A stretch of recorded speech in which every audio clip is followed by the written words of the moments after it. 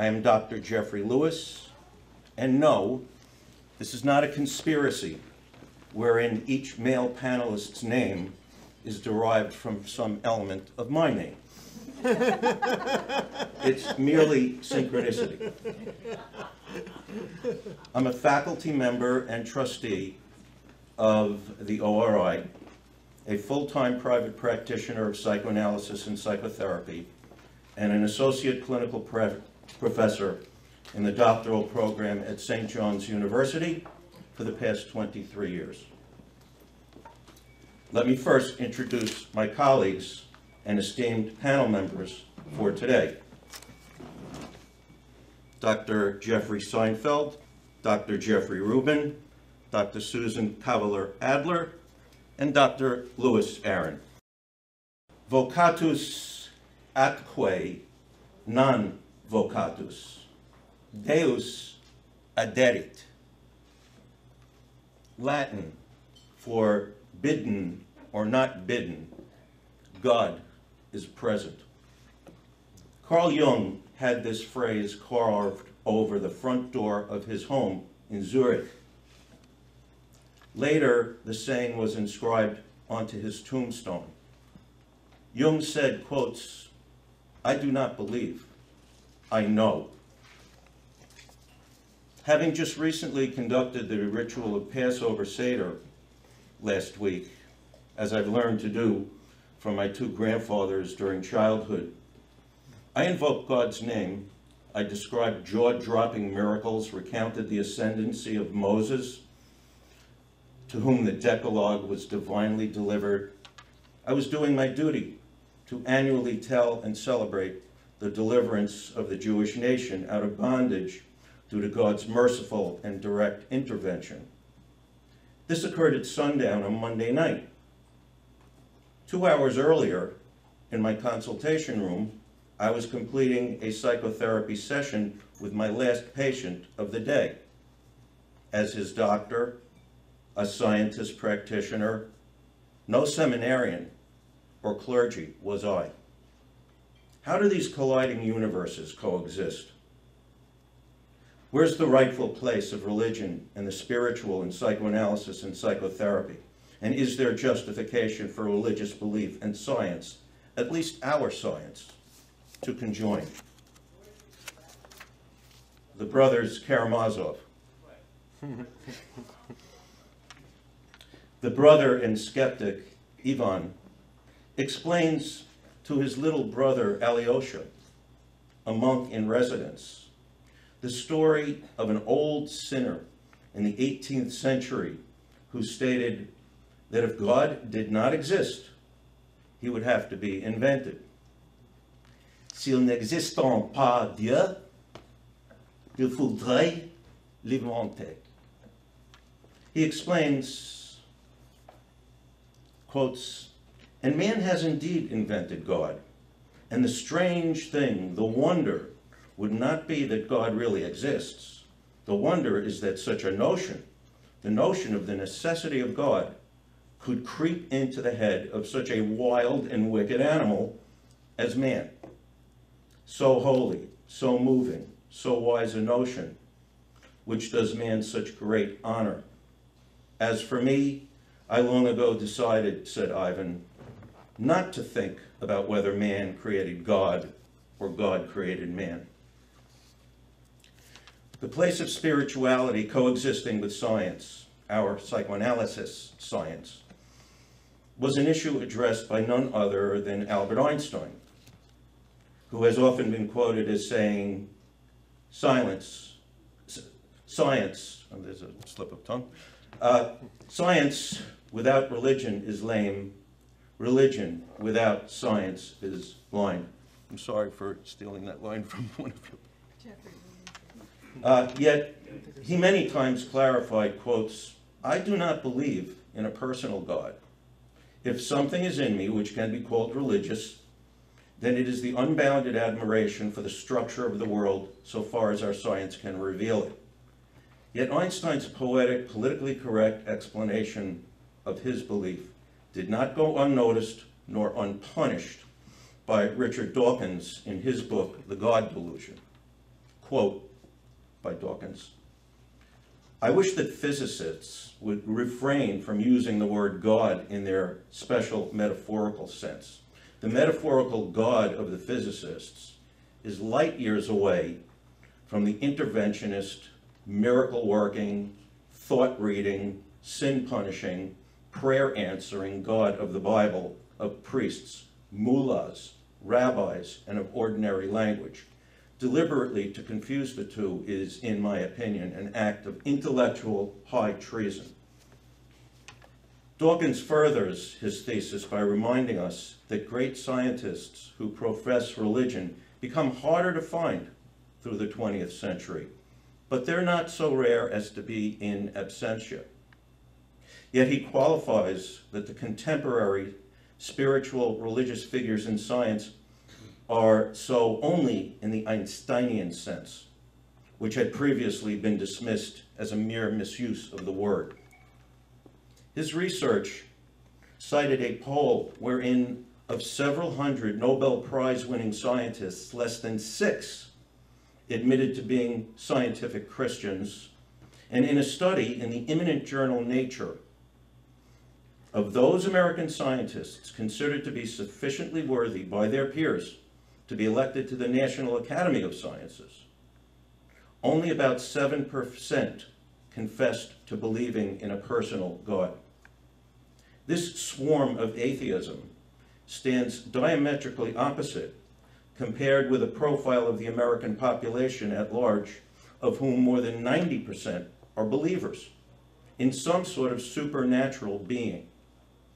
Finally, a meta-analysis by the Uber IQ Society, Mensa, concluded, following 43 studies, that, quotes, the higher one's intelligence or educational level, the less one is likely to be religious or hold beliefs of any kind. So, my brilliant and godless audience, we should have quite a day ahead of us, God willing.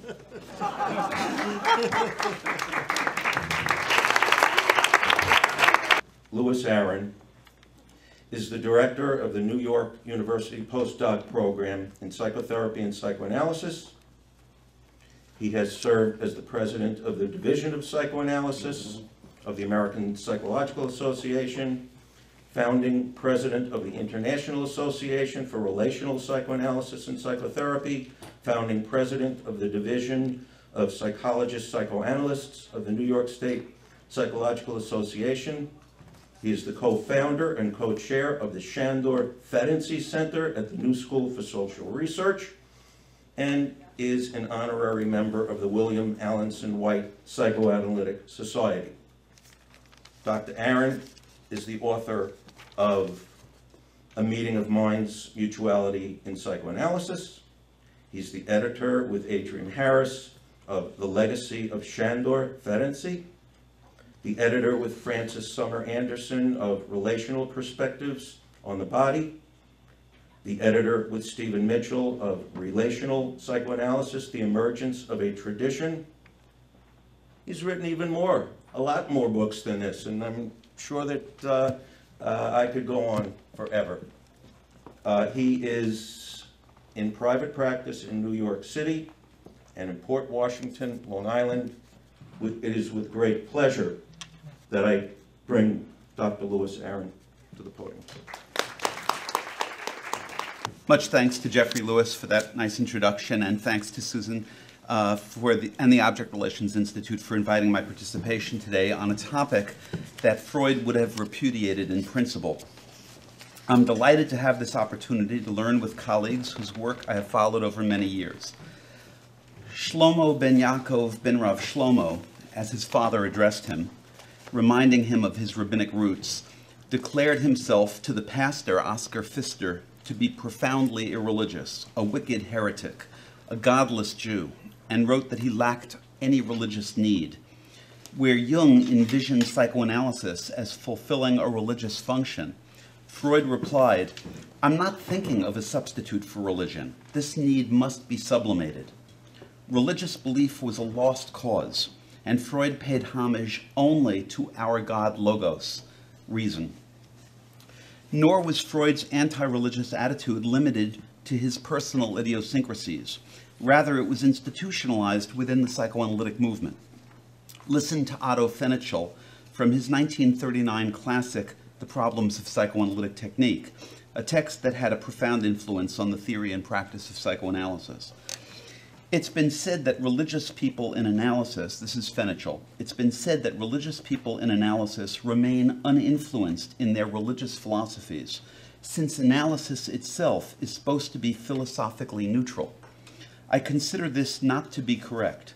Repeatedly, I have seen that with the analysis of the sexual anxieties and with maturing of the personality, the attachment to religion has ended. Is it really any wonder that it would have taken until recently for analysts to gather together to discuss today's theme, psychoanalysis and spirituality? I want to begin by acknowledging Dr. Karen Starr, who collaborated with me on this paper. Karen is the author of a book called Repair of the Soul, published in the book series that I edit with Adrienne Harris. It's a book for which I wrote a preface, and that partnership in turn led to our collaborating on several other projects, including a next book which she is co-authoring. The tentative title of that book is Defining Psychoanalysis, the Ego and the Yid.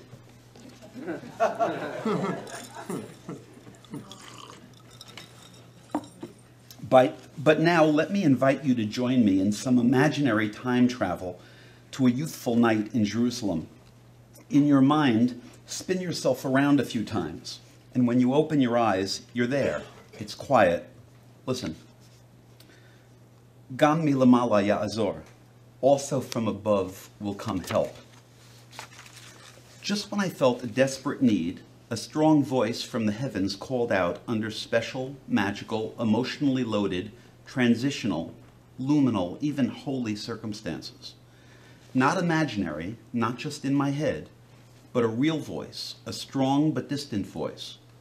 But I did not believe in heavenly voices, and so felt stunned, confused for a split second, even transported beside myself, outside of myself, dissociated, split, transported and transformed, at least momentarily, just for a second, but in a way that I've never forgotten, even now, almost 4 decades later.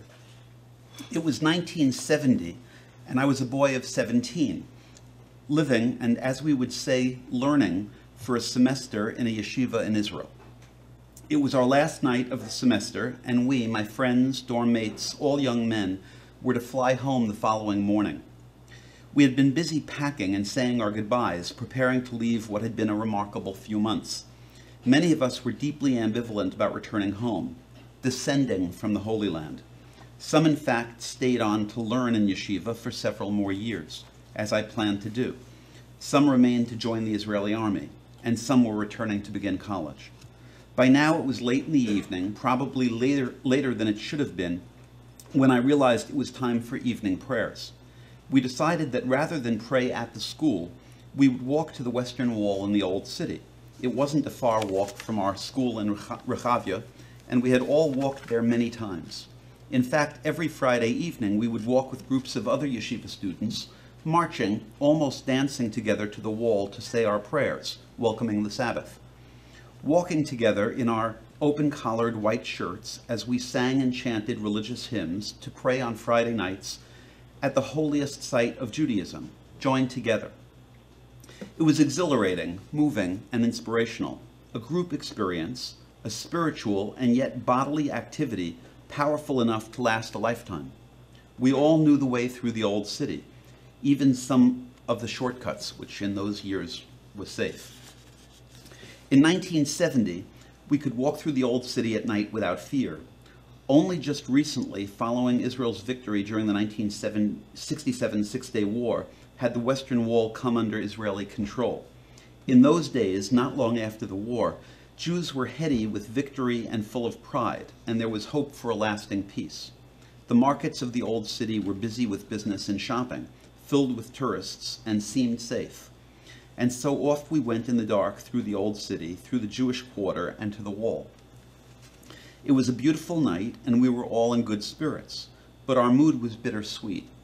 We were feeling mournful about the end of our stay and ambivalent about our return to parents, home, and whatever would come next.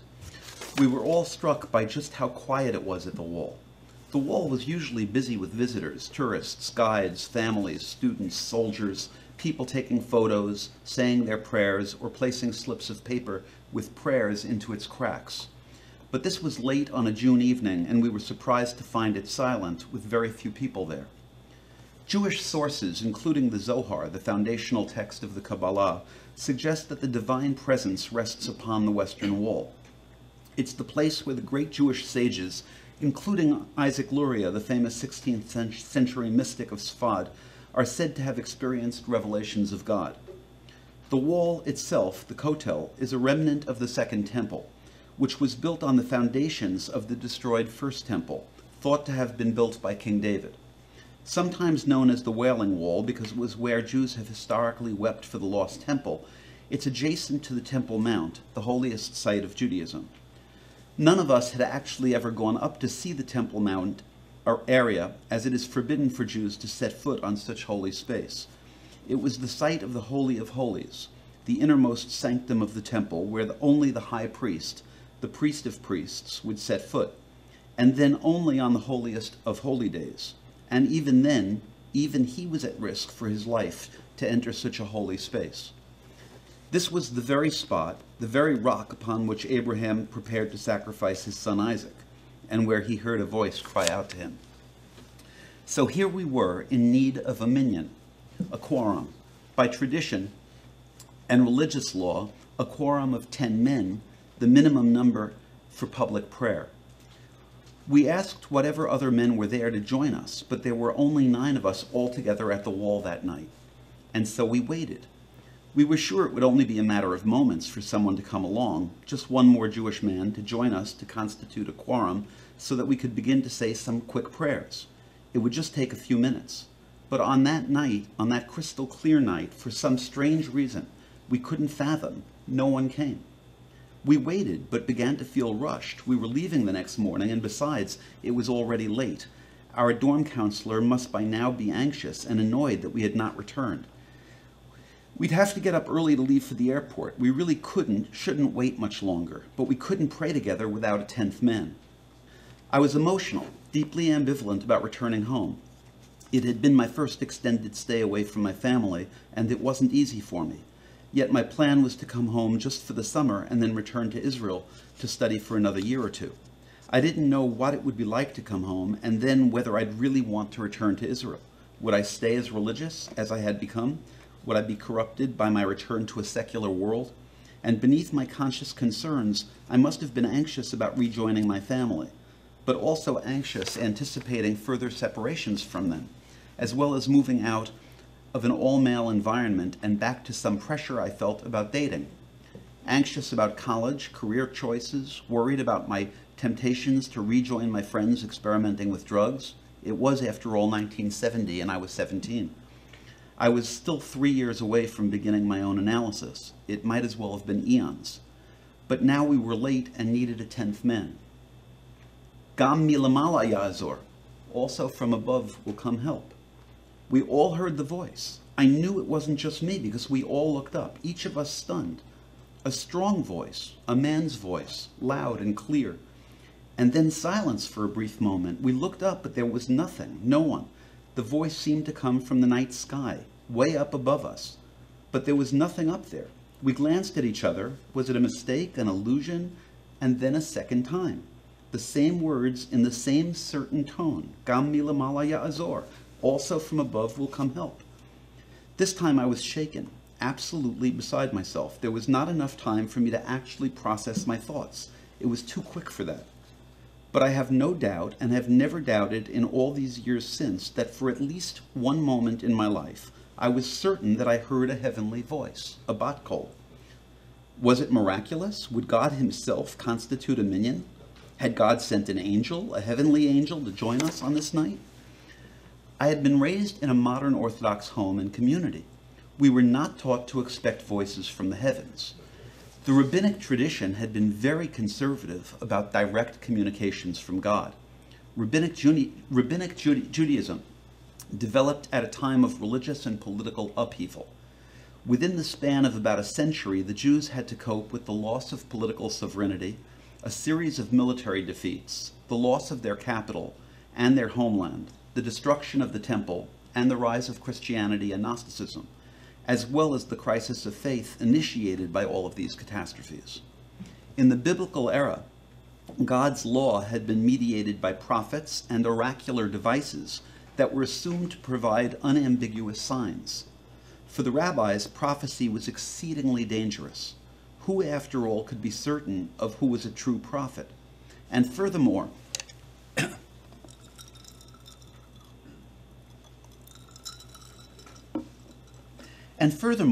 if one were to follow prophets, or more accurately, if the entire community were to follow a prophet, then the law could be subject to change or abrogation at any time, and hence prophecy could lead to radical change and legal chaos. The rabbis argued that after the destruction of the Second Temple, God's will was no longer made known through prophecy. Instead, the rabbis claimed God's will was determined through the interpretation of God's Torah. Since the text was ambiguous and interpretations were often contradictory and incompatible, they developed a legal system based on majority rule. They then took the authority that had been vested in the prophets and judges and claimed it for rabbinic interpretation. They discouraged attending to direct divine communication because they anticipated that these mystical experiences would destabilize normative legal authority. Heavenly voices were suspect. Mysticism was always potentially antinomian.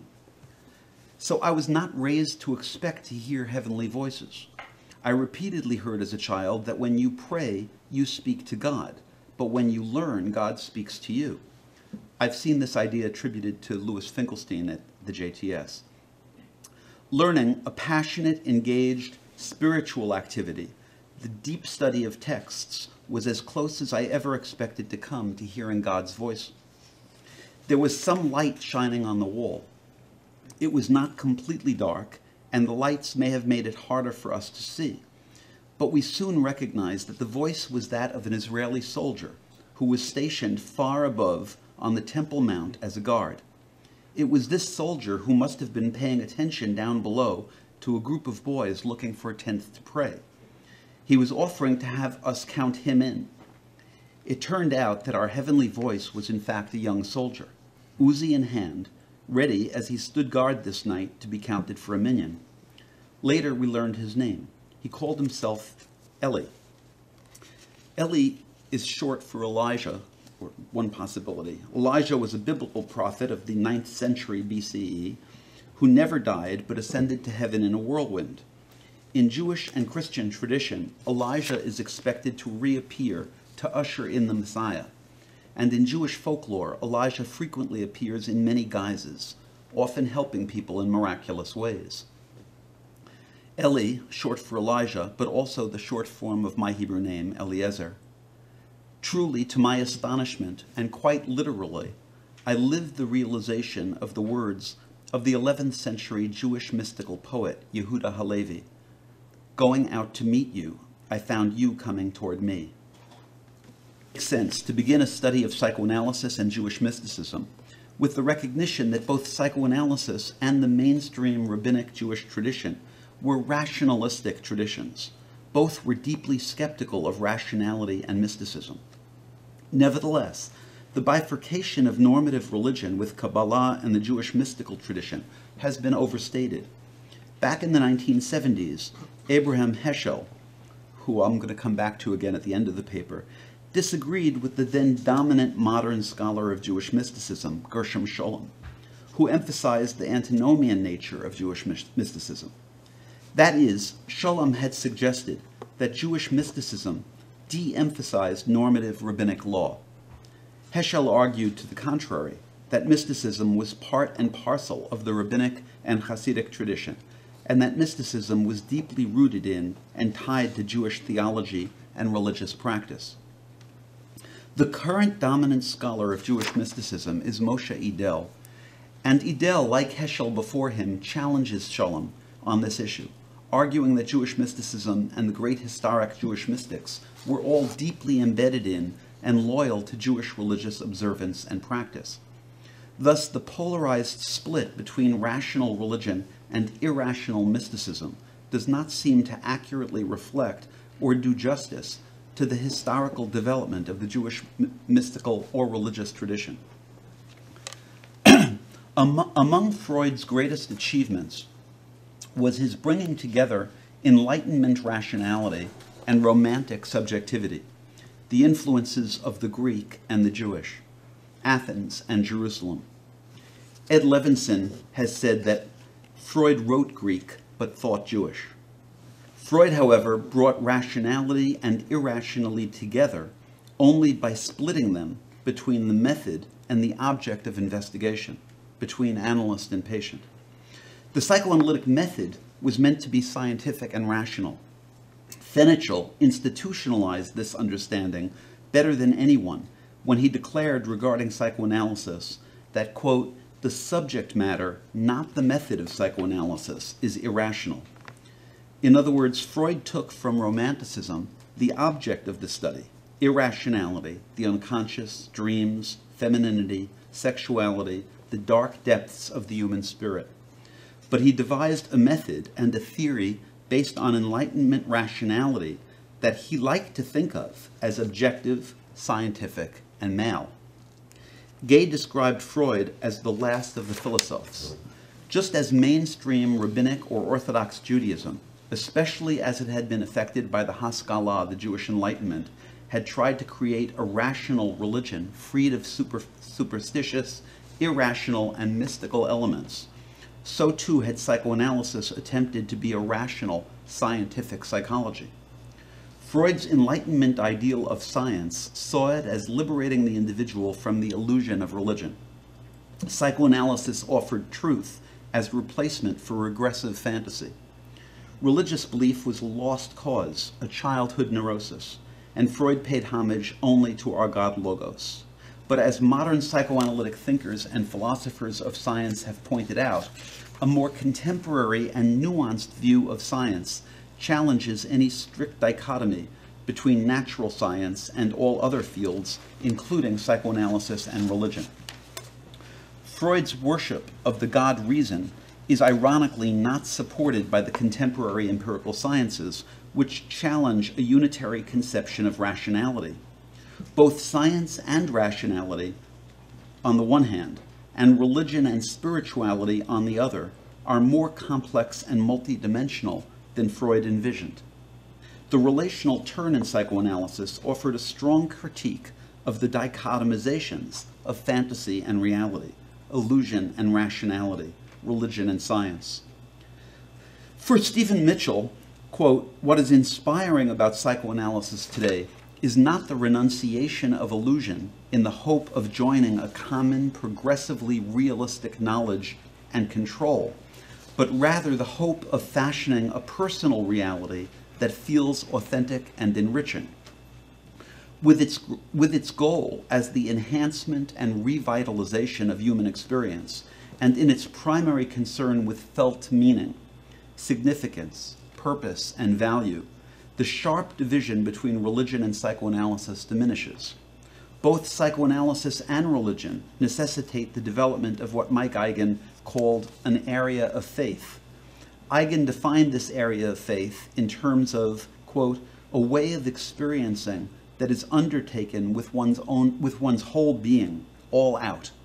And quoting from Deuteronomy, with all one's heart, with all one's soul, and with all one's might, a passage that in its original context was meant to describe the total and continuous commitment required for the love of God.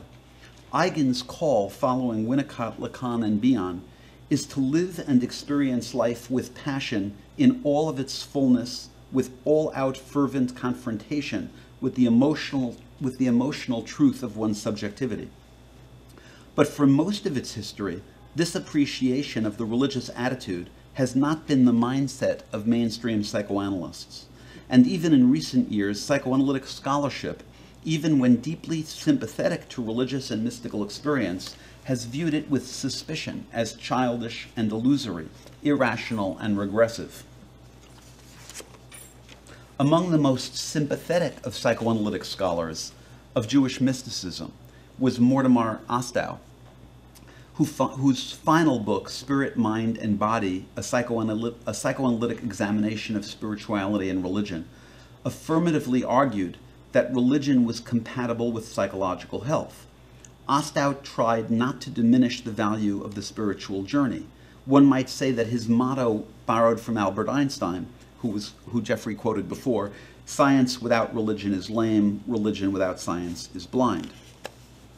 Nevertheless, while recognizing its value, Ostow brings an attachment-based psychoanalytic perspective to his understanding of religious and spiritual experience that consistently analyzes its origins in the earliest mother-infant relationship.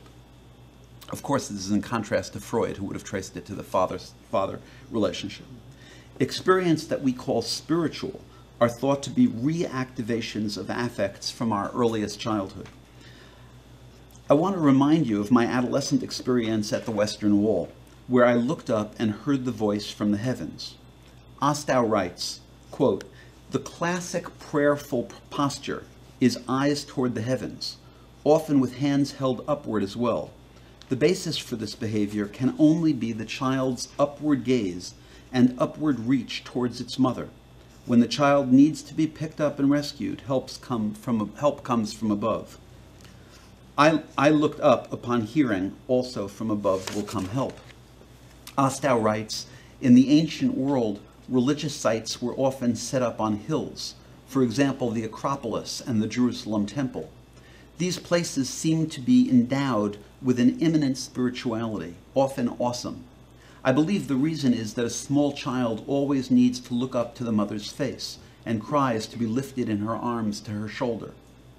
Above for the child is the source of salvation. Demons lurk in the depths as the child on the floor is vulnerable to strangers and animals. What is now the mountain of the Lord was once the mother's shoulder." Ostow argues that, quote, "Spirituality reflects and retrieves the baby's feeling of attachment to his mother. Religion recapitulates and retrieves the older child's feelings and modes of relating to his family." Ostow has moved beyond Freud in several ways. Unlike Freud, he's much more sympathetic to the value of religious experience and much less disdainful. Unlike Freud, he traces religious and spiritual experience to the child's earliest attachment to the mother, instead of focusing almost exclusively on the child's Oedipal relationship to the father. His analysis of religious and spiritual experience is largely compelling, insightful, and deeply respectful. Nevertheless, in his use of such language as retrieving, recapitulating, reactivating, he remains in the paradigm of regression as a return to childish and infantile mental states. As, is spiritual experience connected to something real? In other words, a supernatural external influence? Or is it generated only by intrapsychic dynamics, and therefore an illusion? Embedded in the classic psychoanalytic tradition, Ostow is primarily concerned with the distinction between reality and delusion, a concern that inevitably shapes his perspective. Following the drive model, Ostow concludes that the function of spiritual experience is illusory, serving only to gratify the instinctual need for attachment. He views awe, spirituality, and mystical experience as expressions of infantile longings, activated during periods of loneliness or depression, in line with the traditional psychoanalytic understanding of religious experience as illusory. Ostow identifies the dynamics of mysticism as a disturbance of the ego, a regressive step backward, a hallucination to full loss of reality testing. What is unfortunately lost in Ostow's focus, and particularly in the use of such terms as infantile and regressive step backward, to describe the mystical experience, is an appreciation of the transformative possibilities of illusion, the potential for enrichment and enlargement throughout the life cycle described so beautifully by Winnicott, Lowell, and others. In his preoccupation with the dichotomy of reality versus illusion, Ostow places little emphasis on transformation. Yet it is transformation that is vital concern to both the Jewish mystical tradition and to contemporary psychoanalysis. Drawing upon the contemporary relational approach to psychoanalysis, including the work of Mitchell and others in the relational tradition, spiritual experience in general, and Jewish mysticism in particular, can be viewed in an affirmative spirit, not reduced to something infantile, childish, primitive, or pathological, but a transformation of these experiences into something new and something significant. For Freud, who drew his analogies from the natural sciences, change was quantitative, a matter of degree. The ego could be strengthened and its control over the instincts improved, but only partially. Portions of the old mechanisms, he wrote, remain untouched by the work of analysis. Yet long before Freud, transformation was associated with religious experiences, with a connotation more qualitative than quantitative. Individuals were said to be transformed by encounters with the divine, emerging with a sense of a reality greater than themselves, a more expansive perspective on life's possibilities, and a sharper perception of their own unique purpose. In the Torah, such transformation is often marked by a change in name at the moment of entering into relationship with God through his covenant. Abram becomes Abraham, and his wife Sarai, Sarah, signifying that the elderly childless couple will be patriarchs of a great nation. The night before he is to meet with his estranged and presumably hostile brother Esau, Jacob wrestles with a mysterious figure until dawn. From the narrative, it is never clear whether it is a man, angel, God, or an aspect of Jacob himself. The text is ambiguous and open to interpretation. Jacob's conflict does not leave him unscathed, but it does leave him richer for the experience. Jacob emerges from his encounter with a wound in his thigh and a lifelong limp, but also with an expanded perception of himself and his relationship with his brother. He's given the name Israel, meaning wrestles with God, to mark the struggle as well as the suffering that is the turning point of this transformation. Jacob's new name also signifies the manner in which he has changed. When we first meet Jacob, he's characterized as a simple man, a tent dweller, a man who at the moment of his birth grabbed onto the heel of his twin brother Esau, and then in later years proceeded to steal his brother's birthright through deceiving his elderly blind father. His name, Yaakov in Hebrew, has as its root the word heel. The Zohar interprets its meaning as deceiver. Because of his treachery, Jacob lived in fear of being killed by Esau, who was much stronger and more aggressive than he. But on this day, Jacob set out toward Esau, prepared to meet his brother face to face, not knowing what the outcome would be, whether he would live or die. The name Israel signifies an added dimension to Jacob's identity, encompassing a newfound willingness to come to terms with his prior actions, to grapple with the consequences, and to tolerate the unknown of a new way of relating. He's different, somehow larger than he was before. Interestingly, it is the agent of Jacob's transformation, the mysterious figure who struggles with him, who gives Jacob the name Israel. By renaming him, he helps Jacob to grasp the emotional essence of what he has gone through and to understand that he has been changed by it. In turn, Jacob puts words to his ineffable experience by giving the scene of his transformation a new name. He calls the place Peniel, I've seen God face to face. By returning it, he acknowledges the revelatory nature of his experience and seeks its affirmation through linking his changed inner reality to the concrete outer reality of place. In psychoanalytic terms, naming is Jacob's way of processing an experience that was almost certainly traumatic. Painful, but also numinous, putting his experience into words helps him not only to understand it, but also to assign it a transformative meaning, enabling him to go forth a changed person. Through his struggle, Jacob has come face to face with God and in the process face to face with a heretofore unexpressed aspect of himself. Or perhaps it's the reverse. Through Jacob's knowing himself more deeply, God is revealed.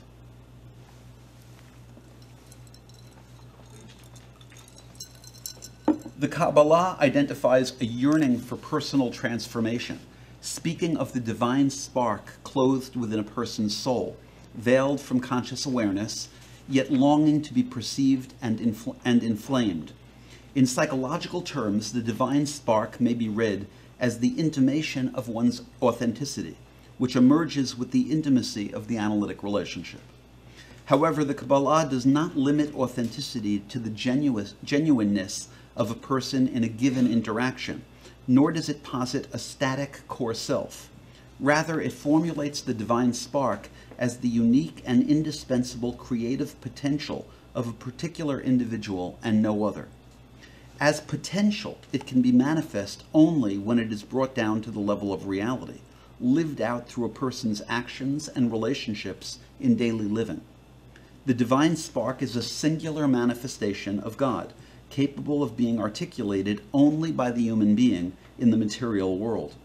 Hence, the living out of one's authenticity in a life of meaning and purpose has not only personal, but cosmic reverberations. It's an aspect of God that can find expression exclusively in the life of that person and no other. Quite movingly, the Zohar attributes the motivation for creation itself to God's longing for recognition by and connection with humanity. The desire to be perceived by his own creation and to enter into relationship with it. In turn, the individual seeks out God in relationship through his striving toward self-understanding, toward perceiving the divine spark clothed within his own soul. Through being sought out and recognized by the human being, God's aspects are brought into balance, facilitating the flow of divine plenty earthward. This interplay of mutual recognition and connection is said to sustain the world, whose existence relies on the reciprocal flow of influence between the human and the divine, the individual and the universal. Atonement, at one-ment, with the truth of one's being, is not a static achievement, but an ephemeral moment that may occur throughout one's lifetime, resulting in ever-deepening levels of awareness. It's conceived as a mutual encounter in which both parties, the human being and God, are transformed. My own theoretical contributions and clinical writings have centered on the themes of mutuality and asymmetry in the analytic relationship. It's not accidental that my religious imagination also rests on these dimensions of the relationship between God and people. The Jewish tradition, as I understand it, is radically relational in its assumption of a mutual and intersubjective relationship between God and humanity. The Brit, the covenant between God and Israel, is the core foundation of the Jewish faith. A covenantal relationship requires mutuality, not symmetry or equality, for it clearly is hierarchical, but nevertheless it must be a two-way street, a reciprocal agreement. Revelation necessitates give and take, a creative tension between the giving of God's law, God's teaching, and the receiving of God's law. And the covenant implies Judaism's foundations in this mutual relation. Ismar Shorsh, former chancellor of the Jewish Theological Seminary, writes, quote, "Reciprocity holds the key to eternity for each of us," citing as a proof text from a midrash, "If my light will be in your hand, your light will be in my hand." Elsewhere he quotes Leviticus, "You shall not profane my holy name, but I may be sanctified in the midst of the Israelite people. I am the Lord who sanctify you." The verse depicts a reciprocal relationship between God and Israel in which sanctification operates bidirectionally. The nation has an obligation to bring credit to God even as God sanctifies it. Holiness is a reciprocal relationship. The daily prayer, "With abounding love you have loved us," is reciprocated with, "And you shall love your God."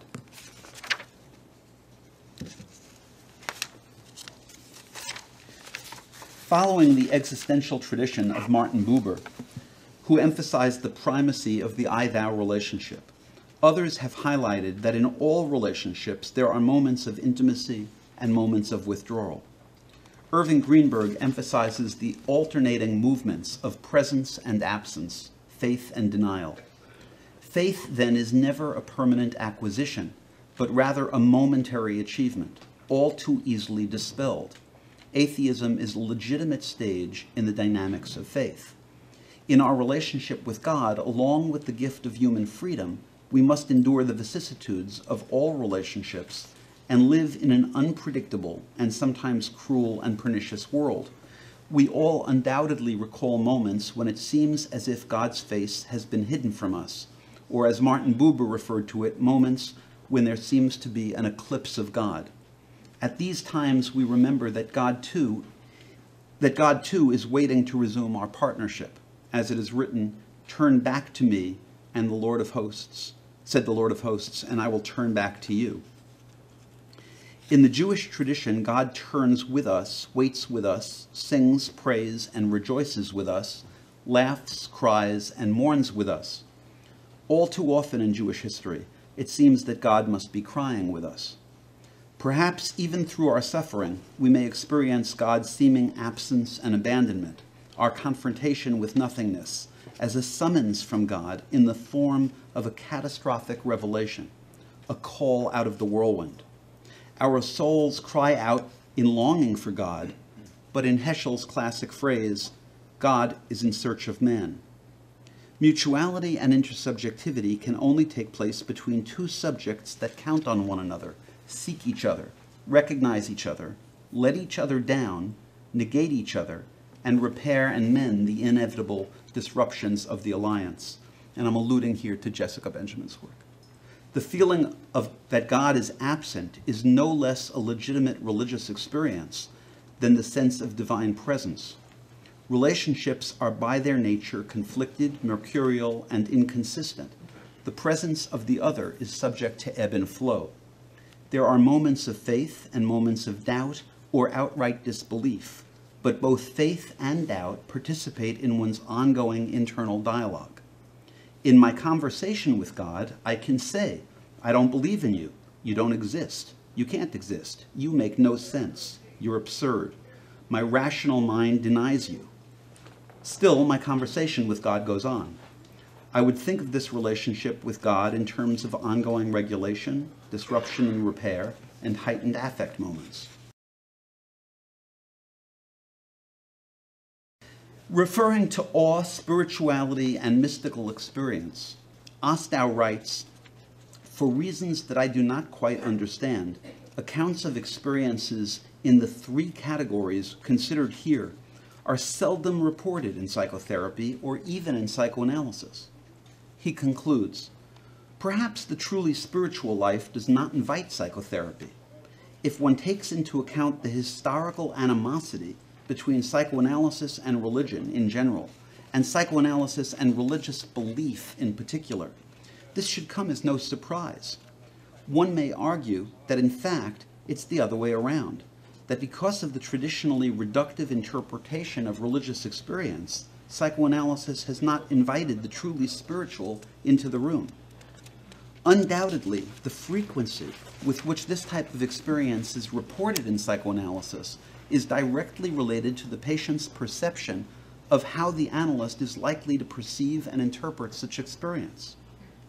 For a richer understanding of transformation, we must not explain away spiritual experience in psychoanalytic terms, nor discard psychoanalytic formulations in favor of spiritual metaphors, but rather be willing to play in the possibilities created by opening a dialogue between them. In considering our patient's experience, spiritual or otherwise, it's crucial that we be keenly attentive to the ways in which our own subjectivities, including our relationship to theoretical models, whether they be psychoanalytic models or theological or both, how they shape our understanding of what our patients bring to us, and equally as important, the questions we choose to ask of them, of ourselves, and of our profession as a whole. On that quiet night in Jerusalem, standing next to the Western Wall, is it best to think of my experience hearing a heavenly voice as only or predominantly a regressive reactivation of an infantile experience, or, while not ignoring its childhood origins, is it also useful to think of it as a significant transformation that allowed me for at least one moment to re-enchant my world and infuse it forever after with the meaning and passion of the high priest, the holiest official, entering the holiest space at the holiest moment in time? Do we view this moment best by reducing it to something earlier, or do we understand it better by also recognizing it holistically as making whole, wholesome, and thus holy? Analysts have too often played God. We've acted as if we were omnipotent and all-knowing, aloof and above it all. I hope that in some way I've indicated my belief that being deeply engaged with God, imitating God's ways, may paradoxically help keep us from playing God. Psychoanalysis may be envisioned as a religious practice, a form of worship, in which contact is made with the Almighty through immersion in the richness and depth of the inner life and in communion with the other. As it happens, and was mentioned earlier, today is Yom HaShoah, Holocaust Remembrance Day. I want to end with mention of an insight given by Abraham Joshua Heschel, one of the leading Jewish theologians and philosophers of the 20th century. Born in Warsaw, a descendant of a long line of Hasidic rabbis, he had been chosen by Martin Buber as his successor in Frankfurt. A year later, in 1938, he was arrested by the Gestapo and deported to Poland, where he taught in Warsaw. 6 weeks before the German invasion, Heschel escaped to London and came to the United States. Heschel's sister, Esther, was killed in a German bombing. His mother was murdered by the Nazis, and two of his sisters, Gittel and Devora, died in Nazi concentration camps. In March of 1965, at the peak of the American Civil Rights Movement, Abraham Heschel walked arm in arm with Martin Luther King in Selma. For Heschel, the march had spiritual significance. He wrote, quote, "For many of us, the march from Selma to Montgomery was about protest and prayer. Legs are not lips, and walking is not kneeling, and yet our legs uttered songs. Even without words, our march was worship. I felt that my legs were praying." I said a moment ago that I viewed psychoanalysis as a spiritual practice. I submit to you that if Heschel's legs could pray by marching in support of human rights, that psychoanalysts worship with their whole being, immersed in their minds, hearts, and souls of those with whom they work. With one's whole being, all out, with all one's heart, with all one's soul, and with all one's might. Thank you.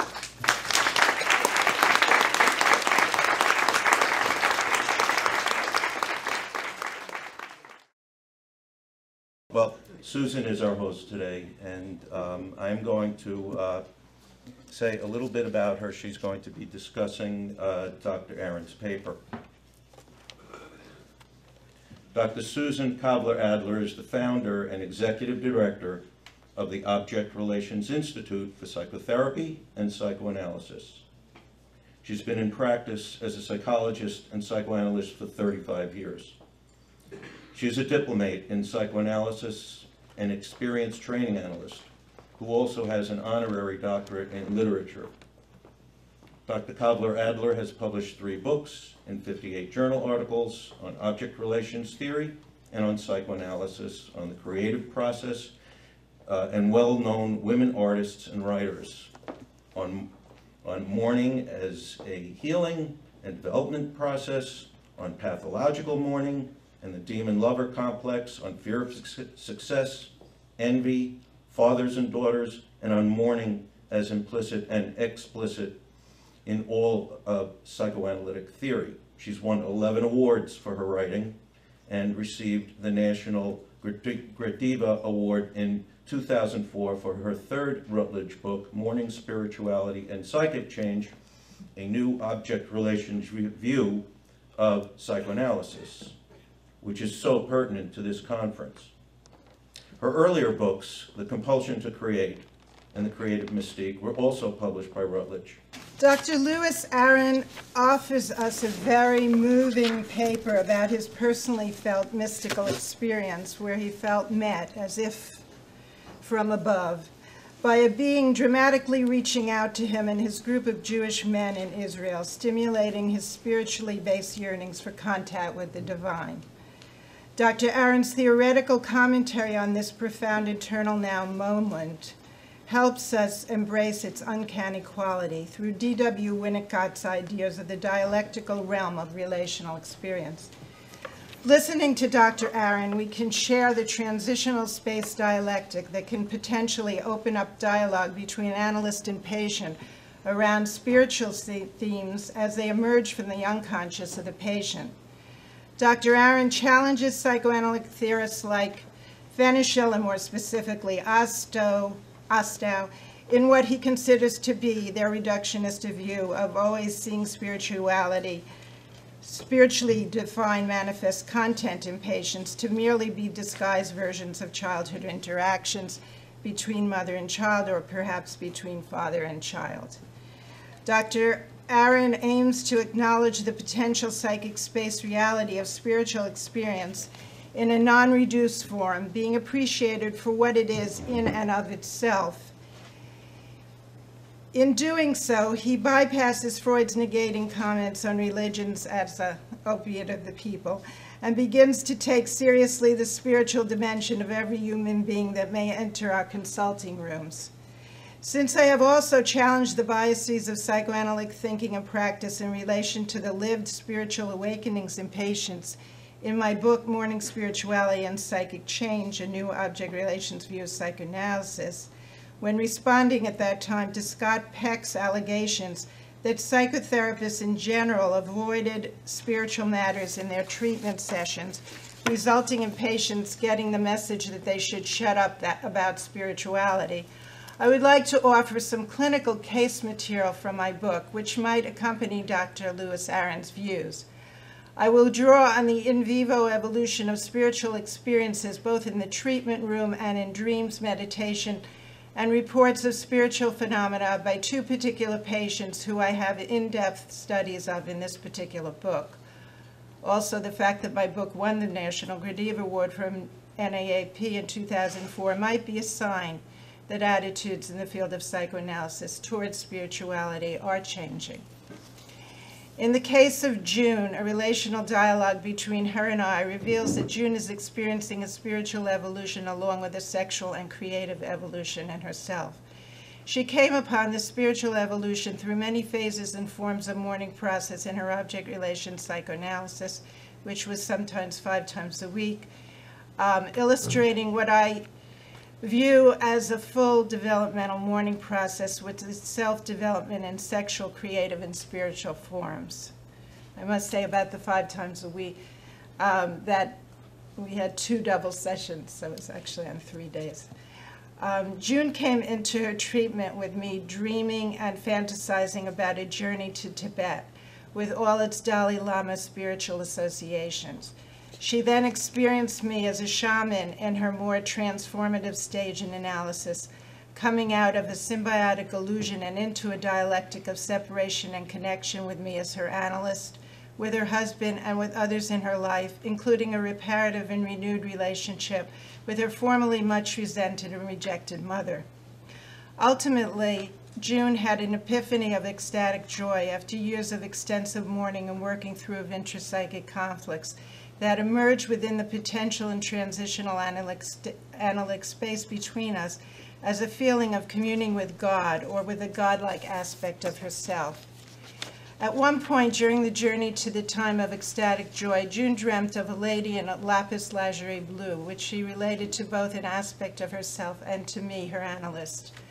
She spoke of this lady as spiritual and as wearing a spiritual gown and spiritual color. She then did associate to a blue blouse I had worn and associated back to a very early memory of her mother wearing such a colored blouse at a critical time in her toddlerhood. June was around 2.5 or 3 when she was just able to survive an infant illness that the doctors in the hospital in her homeland predicted would bring her death. Poignantly and perhaps dramatically, baby June was allowed to reunite with her mother after the medical hospitalization, since the doctors thought her mother should be allowed to have her baby die at home.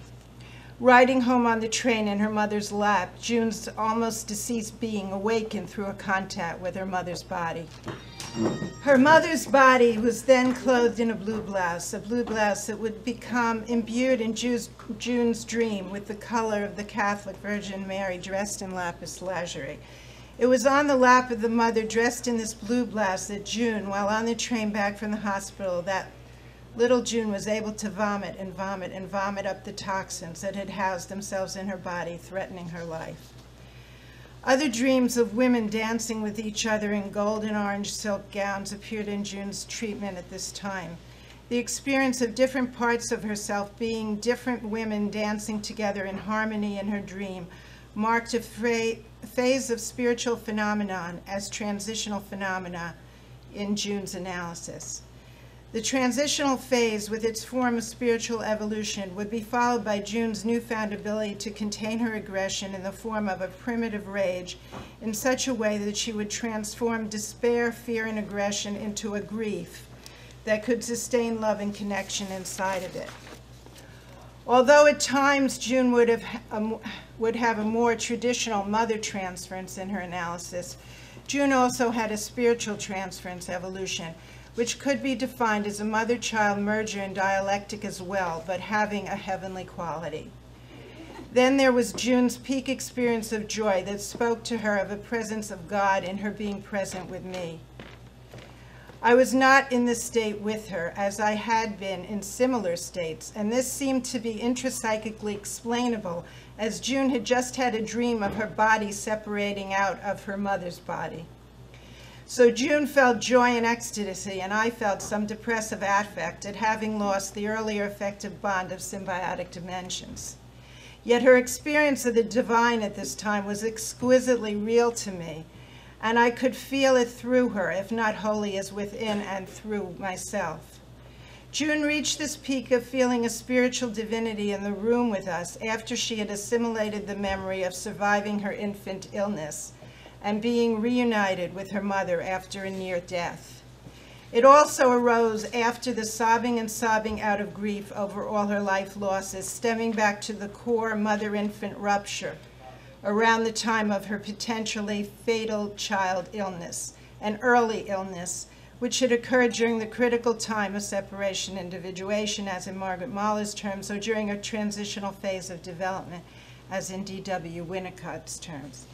June's spiritual parts were also her feminine parts, connecting after the rupture that had driven her from the feminine and maternal aspects of her mother.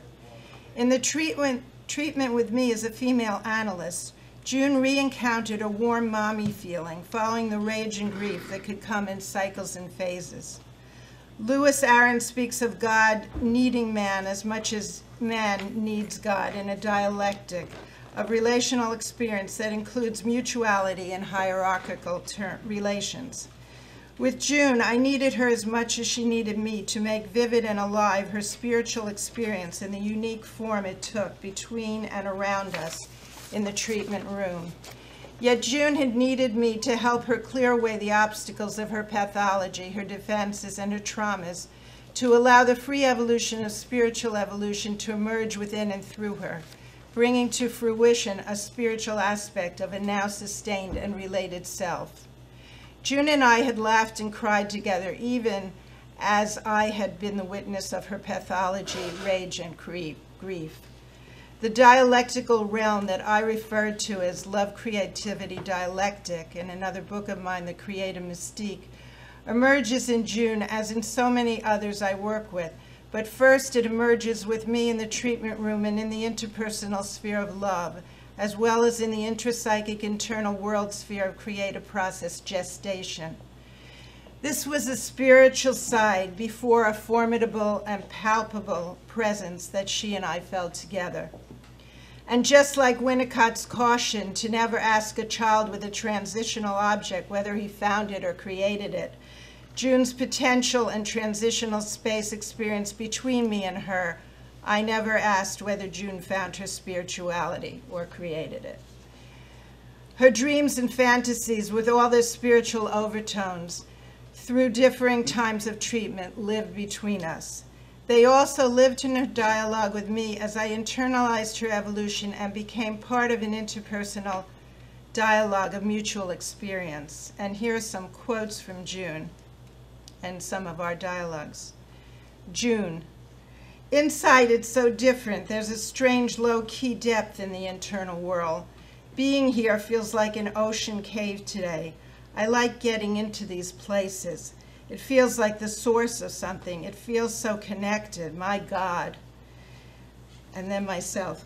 When you say, my God, I think you're saying that there is a way of experiencing things now that is like experiencing God. June, I think that's true. It's like experiencing an energy, very wonderful. It makes me feel very safe in happiness and sadness. I don't know how the whole thing happened. I feel the shift today. But when the reconnection happens, all of a sudden it's getting connected to a greater source, a channel. This is amazing, divine, June exclaims. After sharing the deepest despair with me a little later in the third year of treatment, which comes as a backlash reaction after risking exposing her ideas in public, June shares her dream of a low-key woman that she associates with me and the Dalai Lama. So vivid in the sequence is June's spiritual connection carrying through her separation mourning in terms of object loss and depressive pain about her own fate, as she risks an exposure and brings up her exhibitionistic impulses and makes her fear makes her fear her aggression. Because June is able to share her despair and grief within mourning with me, she can totally turn around 180 degrees to a heightened spiritual connection, which embodies a sense of flow as well as vision. This flow experience might be likened to what James Grodstein wrote about in 1997 as Wilfred Bion's Transformations in O, which refers to an experience of self-transcendence. In this transcendence, one is temporarily liberated from one's continuing psychic structure and internal world imprints. Bion's O is a form of being that is contrasted to his K, that it represents conceptual knowing. This state of being is a transcendent dimension. With this in mind, let's observe a sequence from emotional despair to psychic enlightenment in June, a sequence briefly quoted in another section and other context. June says, I feel like I want you to be the mom and I will be the child. I had a dream that I was with this low-key woman, and being with her, I started to change from being flamboyant to being more low-key. I wonder if this dream has to do with you. Maybe that's the low-key you on the inside, deep down, low-key. I also think of the Dalai Lama. I had a dream of going to Tibet when I first came to see you. With the report of this dream, June's initial state totally changes from the darkest and most suicidal sense of despair to an opening to spiritual flow and openness to all possibilities. She says, I am now getting hot inside. I feel the flow of energy throughout and in my face, burning, burning. Do you feel it like a whirl of energies? Yeah, like sunlight, like sun on my body, and I'm getting a suntan. I think of you looking at me. I feel red now. It's such a joyful feeling. June associates its intense feeling of heat and energy with both sexual and spiritual life flow. And I think of Emily Dickinson, who wrote about being a, quote, soul at its white heat. In Lewis Aron's report of a spiritual and transformative experience, the words that carried a longed-for symbolic message seemed to come from the divine, as the words came from above, even though actually articulated by a sentient being, a soldier standing guard on a rooftop. Lewis Aron's transforming experience was not aborted by cognitive knowledge of the God from above being a human being like himself. In fact, it was given a relational meaning in that God could speak through a human encounter and heighten the narrative of interpersonal dialogue into that of spiritual energies that transcend the merely interpersonal. We follow Lewis in his analogies to psychoanalysis by making some analogies to the interpersonal dialectic taking on heightened spiritual meaning in the treatment room, where the dream and fantasy images of the patient are shared with an embracing affect that reaches spiritual dimensions of feeling as if God had entered the room. Such experience captures both early mother-child dialectic and also transforms and transcends it at a spiritual level, when both participants, analysts, and analysand allow this to happen. June and also Philip, who I will next speak about, both allowed this vivid narrative of heightened awareness to enter my treatment room. So I would respond to Scott Peck's admonition to analysts to open their minds to the spiritual realm, as I quote in my Morning Spirituality and Psychic Change book, with an affirmation of my lived spirituality with these two patients that could unfold when I allowed the free flow, not only of free associations, but of all the affects that flowed through the narrative sharing of these patients, from the most primitive rage and feeling and fantasy to the most anguished and yet love-endowed grief, sadness, sobbing out its rhythms to the point of musical dialectics in the course of the patient's mourning process. As a theoretical spiritual descendant of both Melanie Klein and D.W. Winnicott, I was able to allow this spiritual flow. Klein's internal world, so rich with psychic fantasy, is full of spiritual potential, just as is D.W. Winnicott's transitional world. There is potential space, potential time, and an evolving and integrating self having its epiphany in the eternal now of the holding environment. The British Romantic poets, just like the British object relations theorists, speak of the eternal now, spiritual awakening, and divine connection. In John Keats' Ode on a Grecian Urn, the potential lovers on the Greek vase live eternally in spirit as they return to the potential of here and now experience on the vase, never reaching erotic earthly fruition, but also never then reaching disappointment either. The figures on the vase, as perceived by John Keats, always live in the tantalizing moment of potential, but not yet altered or disappointed ecstasy. Similarly, the British Romantic poet William Wordsworth speaks of the ecstasy of being a child so merged with nature in his climbing and running over the country hills that he feels this appetite for the hills and nature. He feels like one with the world, as in Margaret Mahler's form of love affair with the world. So he contrasts such youthful ecstasy in the eternal now moment with the prison house that grows around the growing boy in his poem on Intimations of Immortality, where the infant who enters the world on, quote, clouds of glory, meets up with the increasing constrictions of socialization as he matures into a man, losing the sense of the eternal, the mystical, the moment of connecting ecstasy, and thus consequently loses a sense of the divine. He sees the infant true self losing its effervescent quality, losing the vitality described by Winnicott, as the education of civilization inevitably demands false self-modes of adaptation to society. Now, my second clinical vignette is of a man I call Philip. Philip came into treatment with me stating that he could feel that he had 7 generations of grief to mourn. He said, quote, I have a motherload of grief. He had a grief about losses, traumas, narcissistic wounds, grief about yearning for a tantalizing and rejecting father who kept seducing him into wanting intimacy and then spurning him, grief about having married a woman that he knew was wrong for him but whom he married for his parents' sake. He had grief about his marriage and divorce and regret concerning his seduction and abandonment of various women in his life. He had grief about feeling pushed out of his mother's lap too soon by his father and about his rage at his father for his intrusion, as well as rage at his mother for her seductiveness and overwhelming emotional needs. In mourning all this, Philip comes to find himself. He finds a new marriage to a female artist who he can truly and deeply love and sustain love for, and with whom he will have 2 children.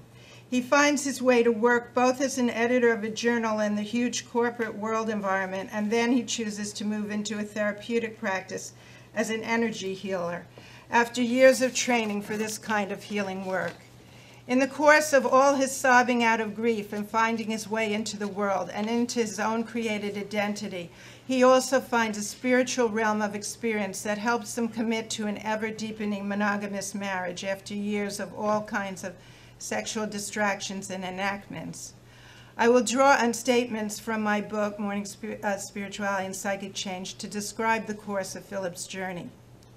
He traveled through his developmental mourning process, beginning with multiple symptoms of distraction as he confronted potentials for sustained loving relationship and commitment, to an evolution of love, creativity, and commitment that bring him to increasing modes of spiritual awakening and awareness. In the beginning, Philip, quote, experiences a powerful drive to have fantasies of having sex with me, and that's a quote from my book, that distract him from emotionally being present with me. From a spiritual and energetic perspective, he declares that he has to give up his distracting compulsions towards masturbating to erotic fantasies to, quote, in his words, reach a higher level of vibration. Experiencing Philip's fear, grief, and compulsions, I tell him that he can't just discipline himself to give up fantasizing. It is serving a defensive purpose, warding off pain from the past, and his fantasies have meaning that need to be understood. From the perspective of compulsive fantasy as reenacted trauma, as well as from the view of seeing how the compulsions would release rage from trauma in a symbolized form, it can be seen that Philip suffered from a pathological mourning state which perpetuated psychic conflict. Such a state was based on holding on to painful attachments from his past in which he eroticized both his love and his hate. These past relations had become internal object systems within the closed-off areas of his psyche. Philip now felt extremely sensitive to being pulled away from being present in his life, or from intimacy with me, or from his girlfriend by his compulsive modes of fantasy. Such fantasy was not free and spontaneous, but enacted a self-punitive drama through an obsessive preoccupation. From visiting call girls where he might play out erotic fantasies related to me and the transference, his lusting after women in the street, and his having erotic fantasies about them, which he declares to be threats to his developing spiritual self. And then there was Philip's relationship with God. Philip spoke about a transformation from non-belief to, quote, being a believer as his mourning process progressed. His erotic fantasies about me and the transference brought associations to memories of wanting to see his mother's body.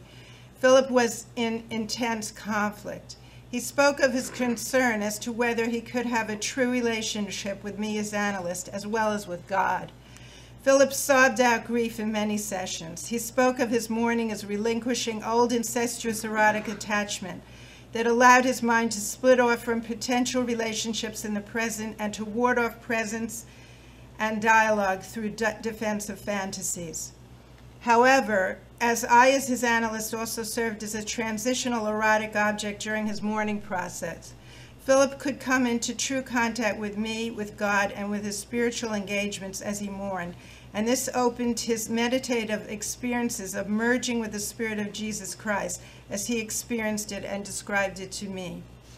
Philip remarked that he had never been religious and hated organized religion, but he kept finding himself drawn to paintings of Jesus Christ in his travels.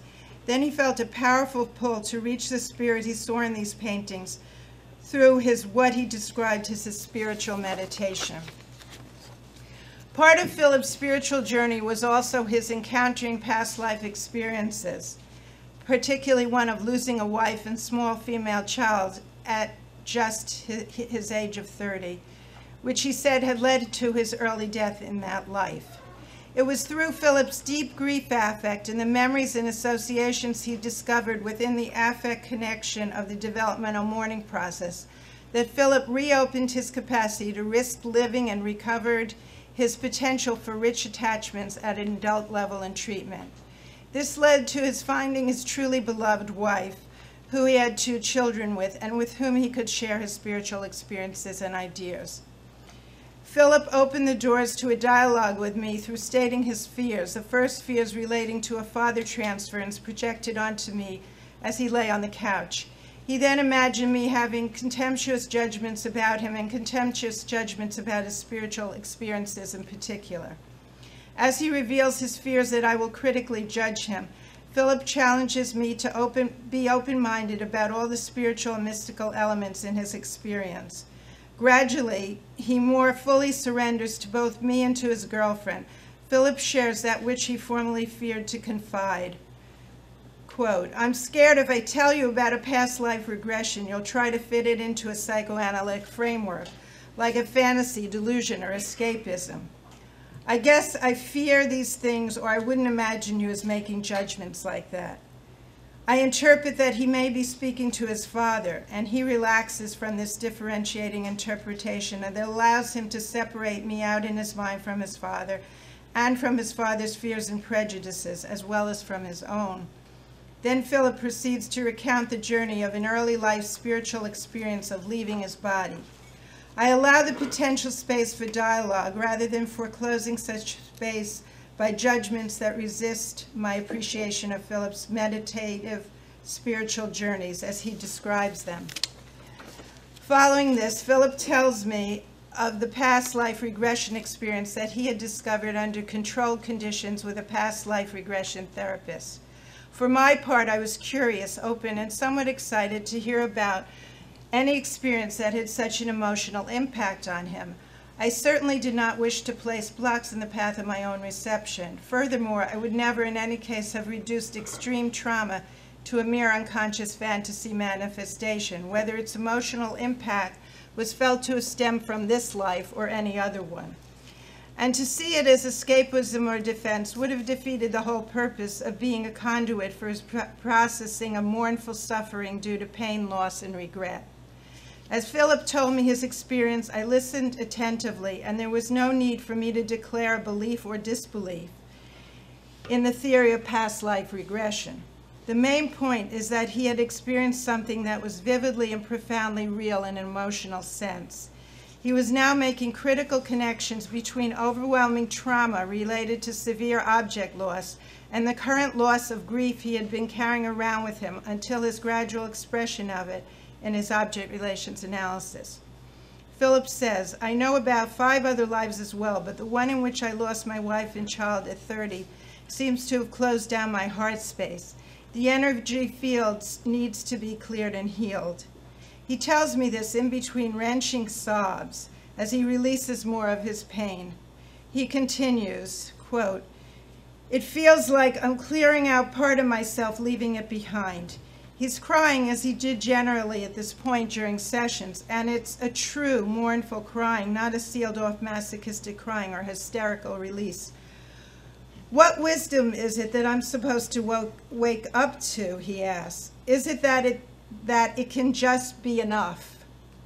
The way to find that out is to keep going. I guess it just makes so much sense that suffering and joy would go together.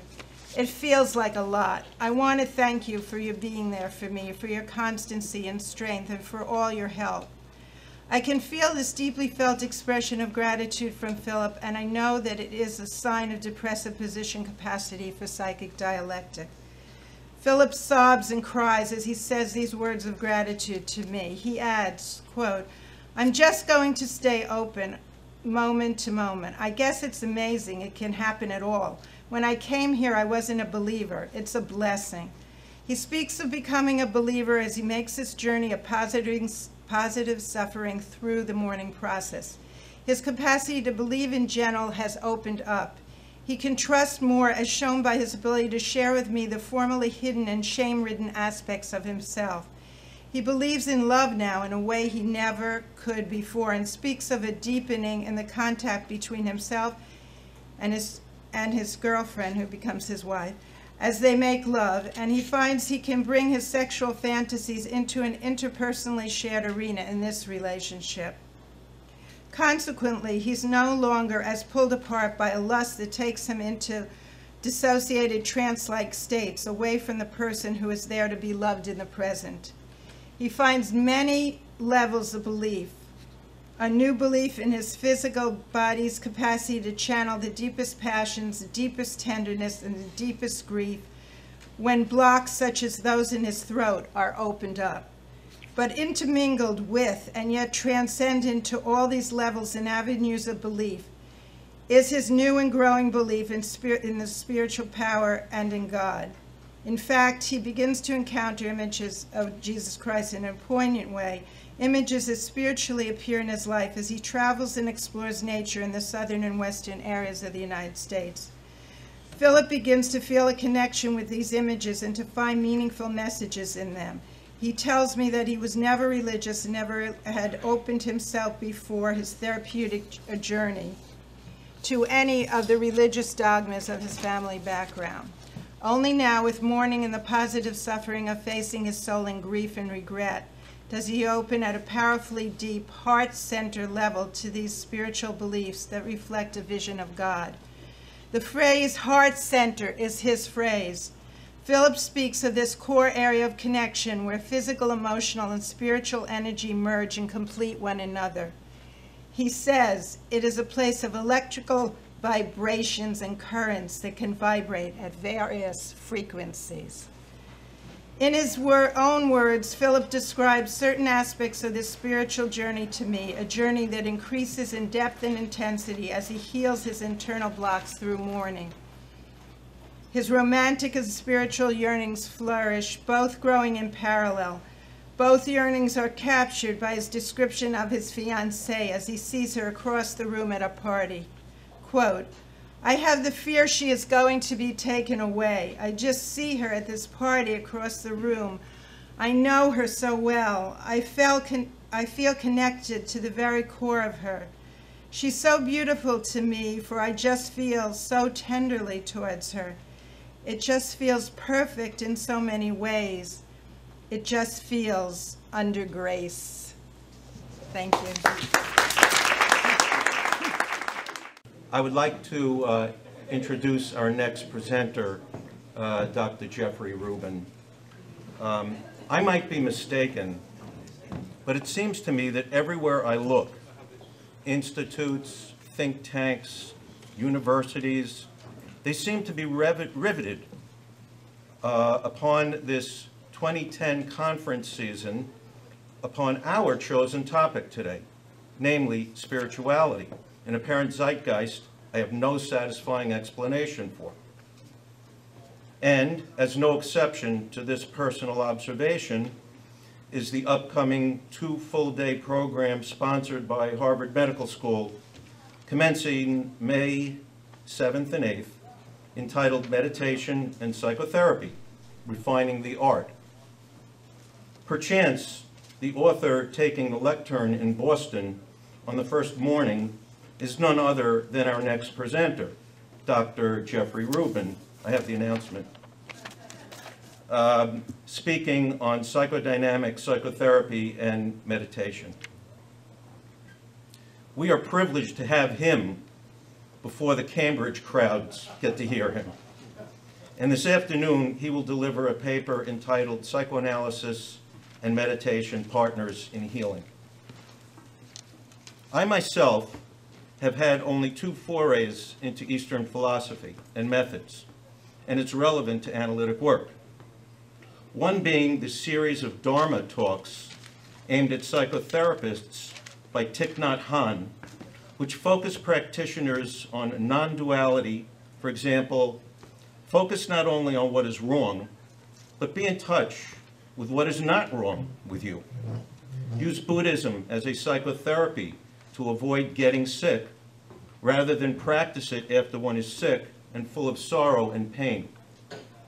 The second foray being my collaboration with 2 local Phoenix Rising yoga therapists, using assisted yoga to unlock bodily stored memories and affects. For example, this pinky of mine has actually been with me my whole life. It was there when I was born. It's there now. It remembers things. And it's been through everything that I've been through, it's been through. Body work via yoga has shown me efficacy in releasing traumatically encoded experience. But I've been a beginner, a novice in this realm, merely following Ferenczi's advice to not blindly follow principles, but to experiment. Our presenter, Dr. Rubin, is no novice.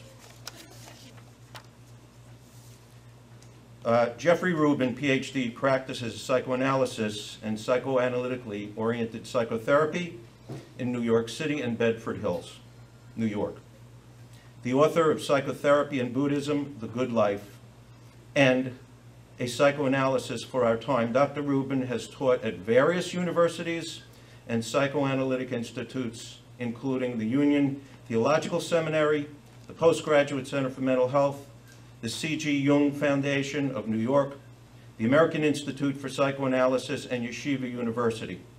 A Dharma holder in the White Plum, Sangha, and Red Thread Zen Circle, and the creator of meditative psychotherapy, Dr. Rubin is considered one of the leading integrators of the Western psychotherapeutic and Eastern meditative traditions. He runs private study groups on dreams and meditation and psychotherapy, and lectures around the country on 2 forthcoming books, The Art of Flourishing and Psychotherapy and Meditation, Partners in Healing. Dr. Rubin is a training and supervising analyst at the Westchester Institute for Training in Psychoanalysis and Psychotherapy, and it is my great pleasure to announce him and have him take the podium.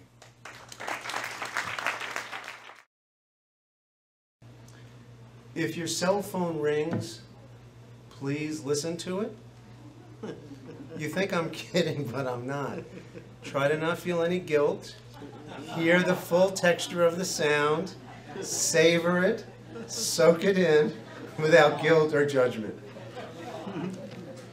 Since psychoanalysis and spirituality, it seems to me, are deeply personal disciplines, I'd like to start on a personal note.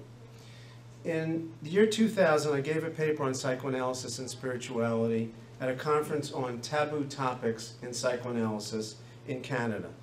The fact that Susan has chosen this as the topic for the conference suggests to me that it may be possible that 10 years later, spirituality and psychoanalysis have come out of the closet. Imagine for a minute a world in which spirituality had never been experienced. People in such a world would never have a feeling of being one with the universe or connected to a source of majesty that transcends their isolated and encapsulated selves. There would be no stories of the highest potentials of the human spirit. There would be no cultivating of qualities and virtues that are ordinarily neglected in secular culture. I'm speaking of things like awe, wonder, tolerance, wisdom, and compassion. No one would put much stock in such a world without spirituality, in living based on a higher meaning and purpose than simply increasing one's own pleasure and benefit. We wouldn't see volunteers in New Orleans or Haiti, and there would be no path to the most inspiring kind of human evolution. There'd be no meditation, no yoga, no prayer, no confession, no Tai Chi. Now, to deepen our thought experiment, and to help us reflect on the theme of this conference, psychoanalysis and spirituality, imagine another world, one in which psychoanalysis had never been invented. In such a world, no one would ever listen to the emotional pain of another person, and then people would have the horrific experience of undergoing psychological suffering in silence. There'd be no maps of the mind in conflict. There'd be no idea of what helps human beings develop and flourish. There'd be no recognition of the characteristic emotional challenges and dangers that people confront. In this non-psychoanalytic universe, no one would ever reflect around the source of their own motivation, why people behave the way they do. There'd be no models of the strategies human beings use to protect themselves against emotional pain. There would be no self-reflective relationships designed to understanding, enriching, and expanding human experience. The very foundation of what Lewis was talking about this morning. There wouldn't be any of that. There would be no focus on enriching human experience. And there would be no freeing imprisoned souls from the cells, the emotional cells they feel trapped in. And there would be no incubating or accessing human potential. My guess is that we can't imagine such a world, nor would we want to. Psychoanalysis is the lifeblood of who many of us are, humans on a quest for living with greater awareness and wisdom. And despite its marginal status in our quick fix, anti-introspective, immediate gratification-oriented culture, it's difficult to picture our lives without the breathtaking discoveries that the analysts before us and those who will come after us, some of which will be you in the audience, have and will make to human understanding. I hope this brief thought experiment has opened you to the possibility that the world will be truly diminished without psychoanalysis or spirituality. There's a burgeoning interest in the potential relationship between the Western psychotherapeutic and Eastern meditative traditions. Buddhism in general, and meditation in particular, have entered the psychoanalytic consulting room in a powerful way. Not only do increasing numbers of Buddhists, including teachers, participate in therapy and even analysis, more therapists meditate and attend intensive meditation retreats and read Buddhist texts. And meditation is being used with an impressive range of clinical conditions, from anxiety and depression to personality disorders and chronic pain. Half a century ago, the historian Arnold Toynbee predicted that the encounter between Buddhism and Western culture would be momentous, a major event in world history. Those scholars and practitioners who have attempted in recent years to integrate these two wisdom traditions have illuminated a range of topics, from the cause of suffering to the nature of cure. But here, in my not-so-humble opinion, they have only just scratched the surface on a clinical level of how meditation and psychoanalysis could be cross-pollinated. And that's what I want to talk about a little bit today. It's true, psychoanalysis and meditation are dating, but they have not been as intimate as they might. They can still develop more trust. They can take more risks. They can be more curious about what each might offer the other. And this might deepen their connection. And the offspring of that union offers what we haven't yet seen or imagined, what I call a contemplative therapeutics or meditative therapy. And I think that has the power to make a profound contribution to life in the 21st century. Psychoanalysis and meditation each have something rare and vital to contribute to human flourishing, living a life of greater awareness and care, compassion and wisdom. Meditation, the fundamental method in Buddhist practice, provides indispensable strategies for quieting and focusing the mind and cultivating deep concentration, sensory clarity, and equanimity. Meditation trains heightened attentiveness, it increases self-awareness, and it lessens self-criticism. By aiding us in tolerating a greater range of feeling, by cultivating heightened compassion and wisdom, and by helping us even access creativity and self-healing, meditation can help therapists open more radically to the full range of their experience, from uncertainty and not knowing to insight and even their own suffering. This is a wonderful and untapped resource for psychoanalysis and psychotherapy. So you can see from this that meditation could also lessen countertransference. However we want to define it, I think of it sometimes as our own contribution to interferences with the therapeutic process. Meditation can lessen that too. This is all the good news. But after decades of meditation, many practitioners, ranging from students to even teachers, are sometimes saddled with troubling symptoms that meditation never resolved, including self-neglect and restrictive patterns of relating to other people. Zen teacher and psychoanalyst Barry Magid, for example, notes that it is easier to achieve peace on the meditation cushion than in one's own life. Drawing from case studies, Rorschach studies of enlightened Buddhist teachers, detailed observations of American Buddhist communities, and anecdotal evidence, Buddhist teacher and psychotherapist Jack Engler notes that even Buddhist masters are not immune to psychopathology and unresolved conflict. They, like the rest of us, may have difficulty forming lasting, stable, fulfilling relationships. They may be intolerant of criticism, or they may demand an authoritarian form of governance in their own community. When you think about psychoanalysis, one of the first things that comes to mind is that it offers incomparable techniques for detecting self-deception and increasing self-awareness, including unconscious transferences and determinants of character and conduct. It can also reveal in an exquisite way those hidden forces that sabotage our own efforts to change. So I hope what you hear in what I'm saying is that both traditions are invaluable and incomplete. Each offers something vital and indispensable to the other. So the focus of my talk today is going to be twofold. One, how bringing psychoanalysis and Buddhist meditation together makes each richer than if pursued alone, and two, a little bit of how to integrate them in practice. Imagine right now we're watching a movie that is fast-forwarded. So there's a movie on the screen behind me, and it's fast-forwarded. What would happen? Faces and scenes would run by so rapidly that we'd struggle to perceive them.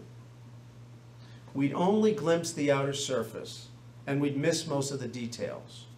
The essence of the movie and the world it was attempting to portray would elude us.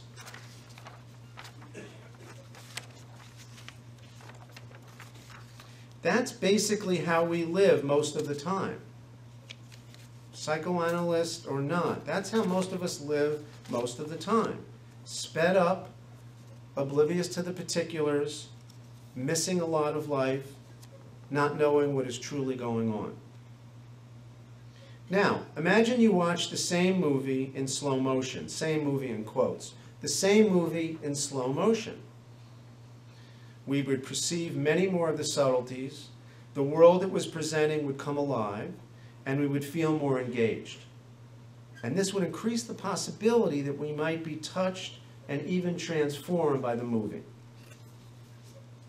Someone once asked Zen master Sasaki Roshi whether he ever went to the movies. No, Sasaki replied, I give interviews.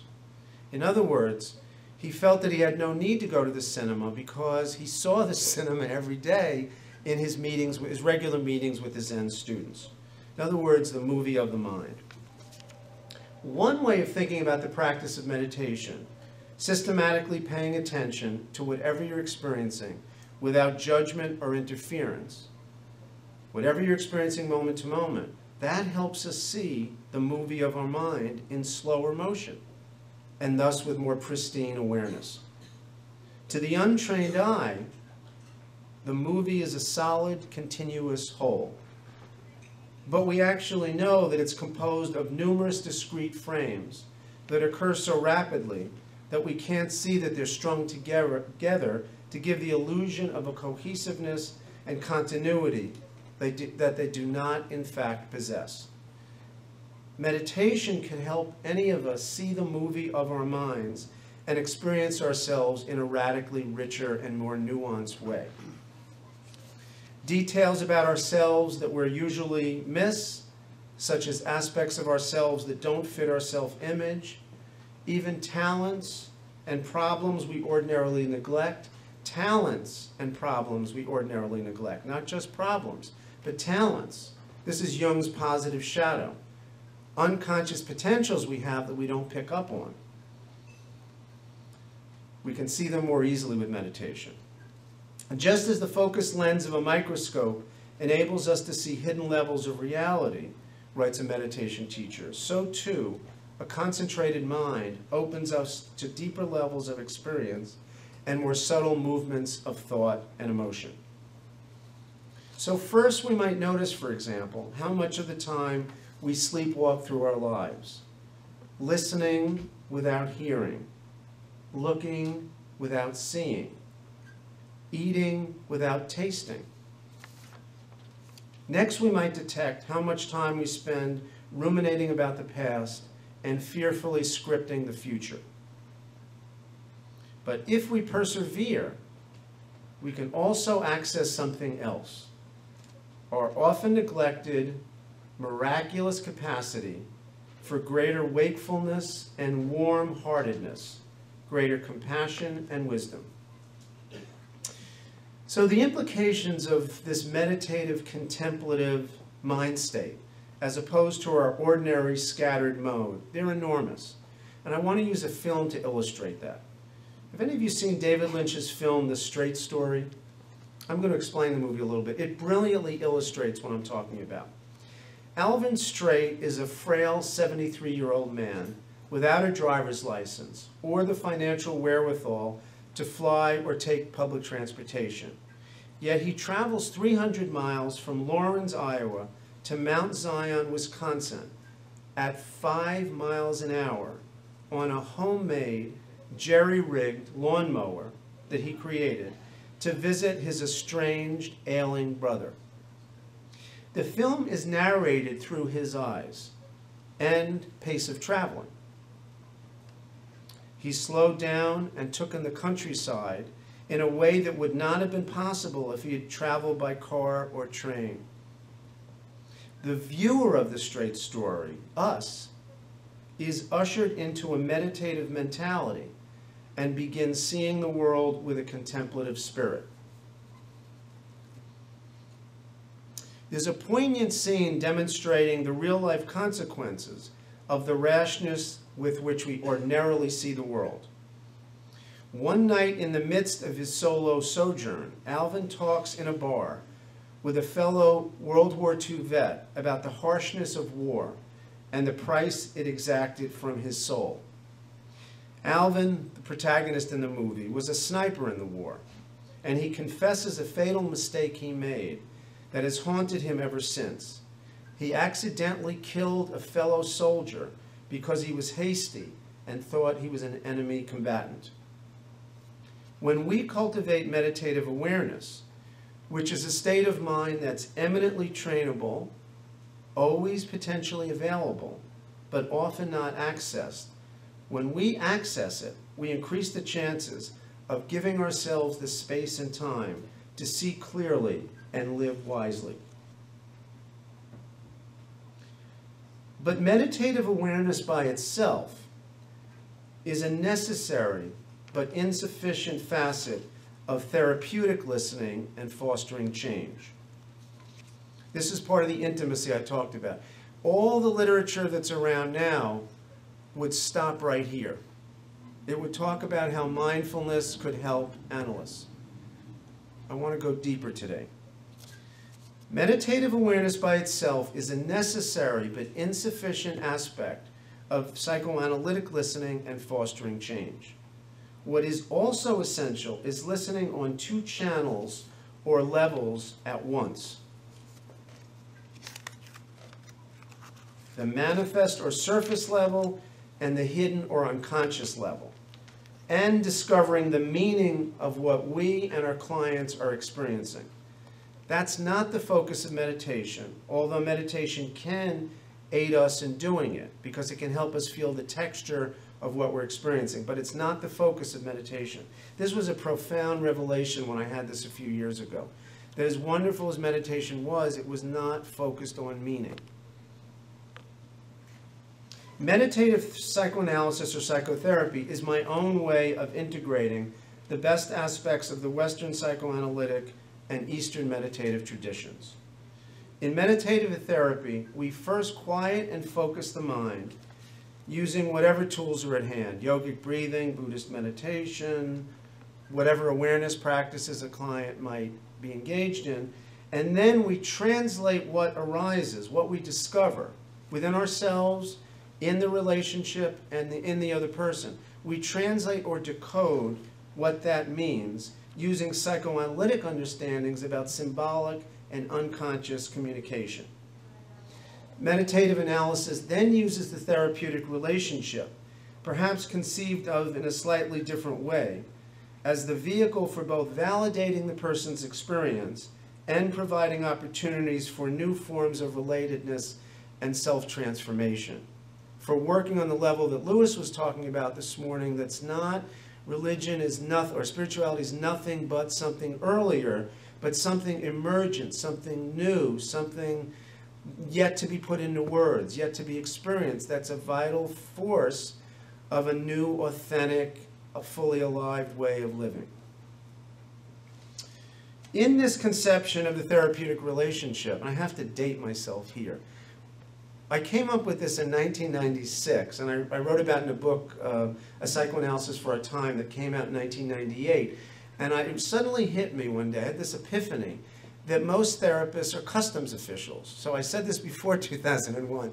So a customs official knows all too much ahead of time what's foreign, what's illegal, what can't be smuggled in. They have a list. What happens, though, is then the patient can be forced into that narrowed world, and then some of what emerges, which we think is the patient's transference from the patient's past, is iatrogenically co-created. In other words, we've created it up by figuring out the rules of the game in an absolutist way beforehand, and then when the person can't play or won't play, we assume they're resistant, or we assume that they're spoiling the treatment. And they may be, but it also may be that we need to look more slowly and more clearly at just what we're doing, that we're assuming we know ahead of time what the way to do healing with this particular person is. And it very well may be unique with each analytic dyad, and in fact it may change within a session, it may change within a week, it may change in the course of treatment. This I call the analyst as jazz improviser. It's not meant to be wild analysis. It's meant that you're grounded in the fundamentals, but like a jazz artist, like what we saw at lunchtime with the tango, you're grounded in the fundamentals, but then you have what D.T. Suzuki called no-mindedness. This is talked about quite a lot in the Japanese martial arts tradition, Japanese aesthetic tradition. It means awareness without self-consciousness. It's a different form of human subjectivity. We're there, you're fully there.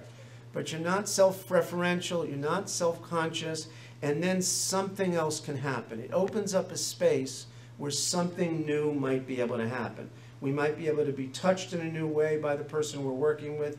We may be able to access our own somatic memories, fleeting fantasies, images, intuitions, creativity, if we're more of a jazz improviser than a customs official, funneling everything into what we already know. I'd like to illustrate meditative therapy by drawing on very selected moments in my own work with 2 clients in psychoanalysis and psychoanalytically oriented therapy. My focus will be on elucidating the fundamental principles of meditative therapy rather than a fully fleshed out case. They sat on my couch, the prospective patient, a brilliant and cantankerous 13-year-old boy man, and his mother, a lawyer. Actually, she sat and he fidgeted and sank down, at one point putting his head on her lap. She was at her wit's end.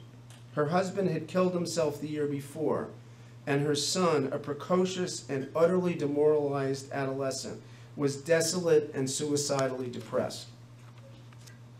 She mostly spoke, filling in the horrific details of the tragedy she and her son had been through in the past year. They both had lost the most important person in their lives, a larger-than-life man with a commanding personality and a titanic intellect who alternately stimulated, challenged, criticized, and fiercely loved his son. Her bereft son said very little. He was busy checking me out, gauging whether I could be trusted. I could tell as he sat there that he was brilliant. He had spent the previous year seeing a variety of psychiatrists and psychologists, but none of it had quite clicked. As I ended the session, I caught a fleeting glimpse of the statue of the Buddha on the windowsill of my office, his face eclipsed by a nylon curtain obscuring his beatific smile. I took a long, slow breath, then I got up from my chair and stood near the door. My prospective patient lumbered toward me, his mother at his flank. All psychiatrists are a-holes, he informed me. I'm translating what he said. There are two problems with your statement, I said. One, I'm a psychoanalyst, not a psychiatrist. Two, given your supposed intelligence, why did it take you so long to figure out my limitations? He was silent for a minute. I'm going to poison my mother, my psychiatry-loving patient said, upping the ante. Thank you, I said. You can't say thank you, you're a shrink, he said, momentarily flustered, trying for damage control. Well, you've given me a new strategy I can employ against stubborn teenage boys, I told him. The tiny half smile on the right side of his mouth conceded round two. I didn't consciously plan my response. If I did, my guess is that it probably would have been off base and not very helpful. I'll call him Max. As Max challenged me at the door, my mind felt empty, free of preconceptions, receptive to his tone of voice and the humor and vulnerability underneath his apparent hostility. It can be scary to be without a map or a compass, to not have a particular theory or set response to draw on. I didn't really mind. My experience practicing analysis and psychoanalytically informed therapy over the years has cultivated a deep faith in the capacity of the people I work to creatively communicate what they feel and need, drawing a picture with their actions and words of what they cannot always verbally say. And decades of meditating has taught me that my capacity to perhaps hear and see what they're trying to tell me is infinitely increased when I can put aside both what I think I know and any preconceived ideas about how therapy should proceed. And that sometimes, if I'm lucky, provides access to a state of mind that I mentioned earlier, that Japanese artists, meditators, and martial artists call mushin, or no-mindedness. In other words, awareness without self-consciousness. There are three stages of learning meditation, it seems to me, or for that matter, any discipline, from yoga to tango dancing. At first, you learn the fundamentals. This demands concentration and discipline. By executing basic actions thousands of times, you slowly develop competence. In the next stage, your mastery of the fundamentals increases. You have less hesitation and self-consciousness, and you become more proficient. In the third and final stage, let's play with calling it the artistic one. The spirit achieves true freedom. Your expertise deepens. You function seamlessly without concentration or deliberate effort. There's no gap, or there's less of a gap, between perception and action. You respond more automatically, naturally, unself-consciously. Technique is still present. Without it, you would flounder. Mind and body operate in greater harmony, and I think intuition and creativity are sometimes accessed. In this state, you're connected to and sometimes can anticipate what a situation requires or what a person may do. You may also be able to hear what someone in emotional pain, like a vulnerable 13-year-old, is trying to tell you. So, listening to what clients are saying or not revealing is the foundation and the first facet of meditative therapy. Decoding meaning, especially unconscious communication, is the second. Here, psychoanalysis has a lot to contribute. And I want to give a brief clinical vignette to suggest why. A man I'll call Ted, a middle-aged person who had been in therapy for about a year, lived a highly isolated life and hungered for deeper and more sustaining connections with other people. a teacher of meditation. He lived alone and practiced a meditation technique that was called, quote, touch and go, end of quote. The meditator is instructed to directly experience whatever he or she encounters without pushing it away, and then let go of it. That's the go of touch and go. So you touch into it, experience it, and then let go of it. And that's done so you can be wholeheartedly available for whatever comes next. In order to depict touch and go, a teacher of meditation uses the following illustration. Imagine a group of people in a room, like us. And imagine we had permission to get up now and to wander around and to spontaneously encounter each other, to look at the person for a second, and then move on. So you make brief eye contact, then you leave. That was used to illustrate touch and go. There's certainly great value in directly engaging whatever we encounter without clinging to it or pushing it away. We might spend less time lost or entangled in imaginary worlds of desire and aversion that cause untold and avoidable suffering. Perhaps most, if not all, of the scandals in finance and banking in recent years were caused by greed and attachment in this Buddhist sense, not in the psychoanalytic sense. And yet, while many of us have suffered because we initially grasp onto whatever it is we want or think we deserve, this technique and other forms of meditation can sometimes have unintended negative psychological consequences, especially what I would call an evasion of intimacy, because the contact between the meditator and whatever he or she confronts is so brief and fleeting. This hinders any kind of real and sustained emotional connection or intimacy. So, what if the meditators in the room in that thought experiment had stopped and lingered? What if they had interviewed each other? To use an old word from the 60s or 70s, from Stranger in a Strange Land, what if they had grokked each other? What if they had savored each other? What if they had touched each other and taken it in?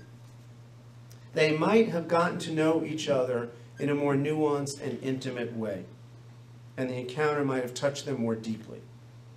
So, discovering meaning is the second aspect of meditative analysis. Meaning can be confusing, as we know as therapists, because it is sometimes disguised and often can't be read on the surface. Decoding it is thus often necessary. Why is it necessary? Because illuminating meaning is vital in several ways. It helps us understand what we're feeling. It helps us understand how we're relating. It may illuminate why we behave the way we do. It may reveal the consequences of some of our actions. And in terms of the theme of the conference, it may at times reveal what I call pitfalls on the spiritual path, which is a topic we often don't talk about. Is there any psychopathology of spirituality? Or is spirituality, like nothing else in the universe, completely free of that?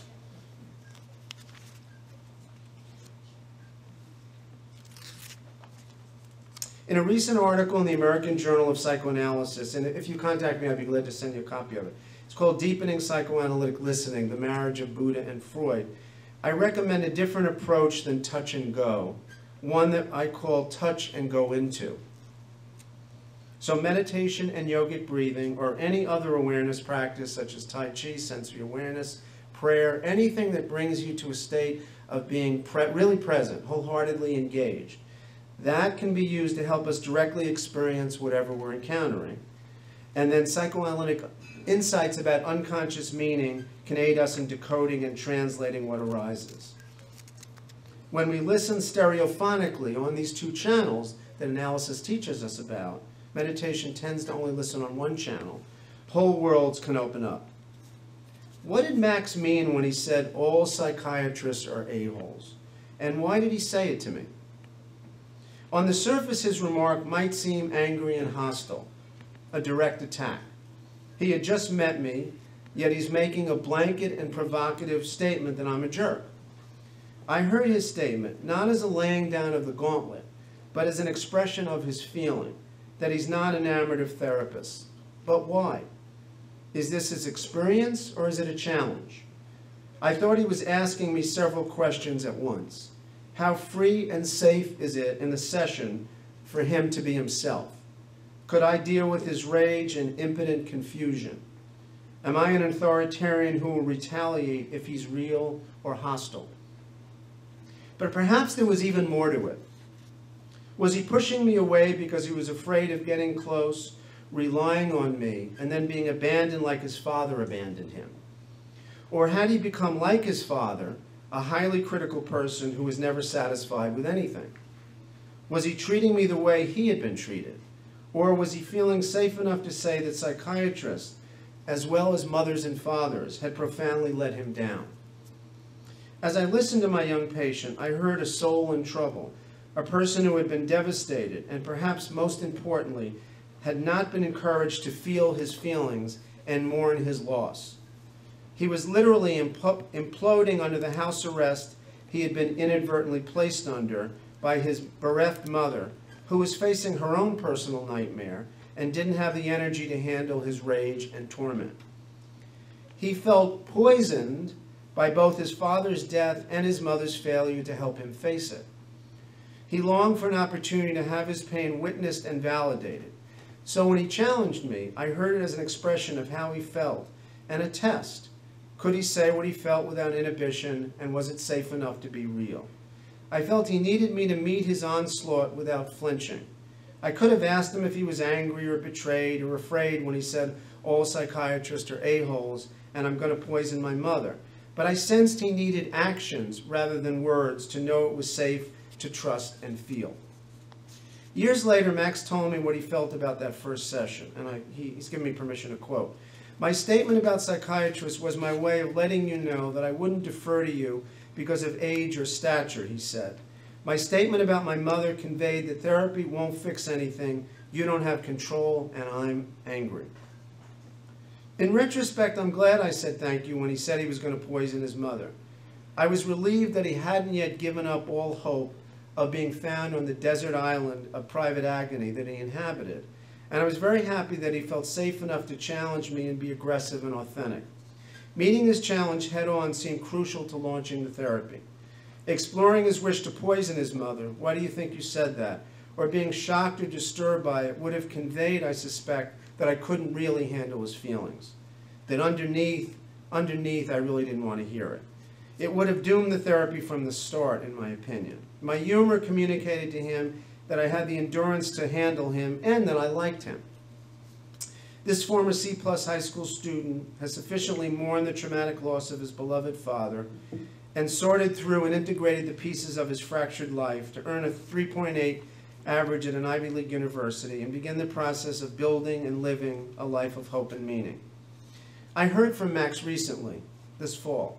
He is now attending one of the best law schools in the world, following his passion, drawing on his unique strengths, and embodying his talents and skills. The third and final aspect of meditative therapy is a different conception of the analyst's role and the therapeutic relationship. We tend to either become, in the Buddhist sense, attached to our own preferred theories, or we strive to let go of them, to jettison them, or transcend them, and are concerned for the way theory distorts. While, quote, theories new or old can interfere with a truly open-minded approach to the configurations of meaning unique to each patient, writes John Linden, end of quote. There's no theory-free listening or theorizing. In one of my books, I joke that there's no such thing as immaculate perception. If attachment to a theory or a framework is enslaving, then getting rid of it in the hope of encountering the patient directly can also be illusionary and can invite chaos and even narcissism. But there is a relation to theory, I suspect, that avoids the twin dangers that we're all prone to. Neither the analyst as customs official who makes sure that the rules are followed and that nothing foreign or illegal is smuggled in, nor the analyst as independent operative who seems to dispense with conventional guidelines and perhaps operates like Lacan, seemingly outside strictures, but the analyst as jazz improviser who plays with, improvises upon, and extends what she inherits from her own analysis, from her own teachers, from her own supervisor, from her own patients, from her own experience. She or he knows and respects the basic notes, but is also able to create new and generative combinations. And this can help us avoid the stifling rigidity that's an occupational hazard in our impossible profession, as well as the narcissism of those who alter the frame without retaining an analytic attitude, or a stance of anything goes. I don't mean to be advocating either of those.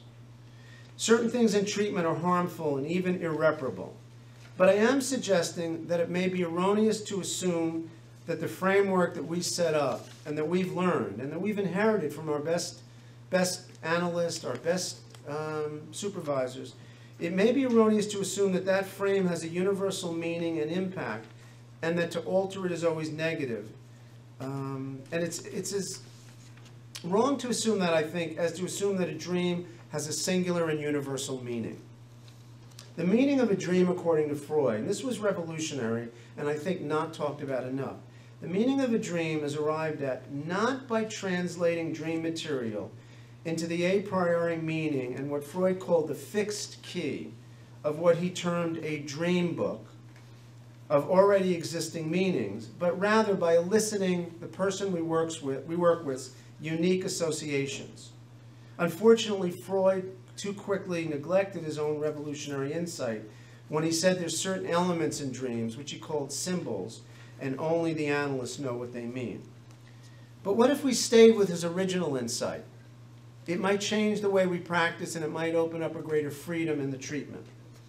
So the meaning of the ground rules, in my view, is arrived at not by translating it, as so many of us have done since Freud, including myself, into the fixed key of our own dream book, and assuming that the ground rules are either indispensable or disposable, but by illuminating their unique meaning and impact on those we work with, which may change session by session, even with the same person. Maintaining the frame or changing it, like all psychological events, has multiple meanings and functions. Since the meaning of the ground rules and their impact on patients is variable, neither holding firm to the frame nor changing it quickly is inherently constructive or pathological. There may be situations in which automatically employing all the features of the standard psychoanalytic framework may itself embody the analyst's countertransference and impede the psychoanalytic process. And I quote, "Making a routine procedure out of the analytic couch, for example," notes Orange, Atwood, and Stollerow, "ignores the developmental importance of mutual gaze regulation, and other forms of affective communication informing possibilities of relatedness." End of quote. In other words, in a particular case, holding firm to the frame may express our own unconscious fear, hostility, or revenge. And the expression and transformation of the analysand's subjective world, the kind of thing Lewis was emphasizing at the end of the talk, that transformation and enlargement of people's worlds may in such cases be facilitated by altering the traditional frame to meet the needs of the person rather than forcing the person and the analyst into a preordained constricting mold. But in other cases, altering the frame may be an expression on our part of such things as unconscious fear or guilt, and that may be detrimental to the patient. In other words, listening afresh to the unique meaning of the ground rules for a particular person, rather than assuming they have a priori validity or meaning, that can heighten our sensitivity to their impact and help us find the format that best works with each particular person. In other words, individualizing each treatment is, I believe, crucial to this process. And I think we make it easier to do that when we're jazz improvisers rather than accustomed officials or independent operatives. Let me give a brief clinical example involving Buddhist meditation to illustrate the analyst as jazz improviser. So in other words, where we've come so far is a different way of listening, which meditation really helps. I think helps in a way that enriches analysis. Then I said, but we've got to go beyond that. We've got to decode or translate meaning. It isn't just enough to meditate. It isn't just enough to bring mindfulness into psychotherapy. So we have listening, deeper listening, heightened presence, you're really there, heightened emotional intimacy with the person. Then we decode or translate the meaning, And the third aspect is a different form of relationality, the analyst as jazz improviser. So I want to illustrate that with a brief clinical vignette. Terrorists are nearby, terrorists are nearby. A man I'll call Roger screamed at me several decades ago. Don't you see, they're going to hijack us. What I could see that Roger, a 30-year-old man that I'd been treating for several years in psychotherapy, was tormented. As I watched him panic in my office many years ago, I saw the face of true inner terror. He was tormented. Screaming, shaking, flailing, he had reached a place of excruciating agony. Duress, like physical pain, either galvanizes wholehearted attention and focus and concentrates the mind, or it causes us to panic and shut down or flee.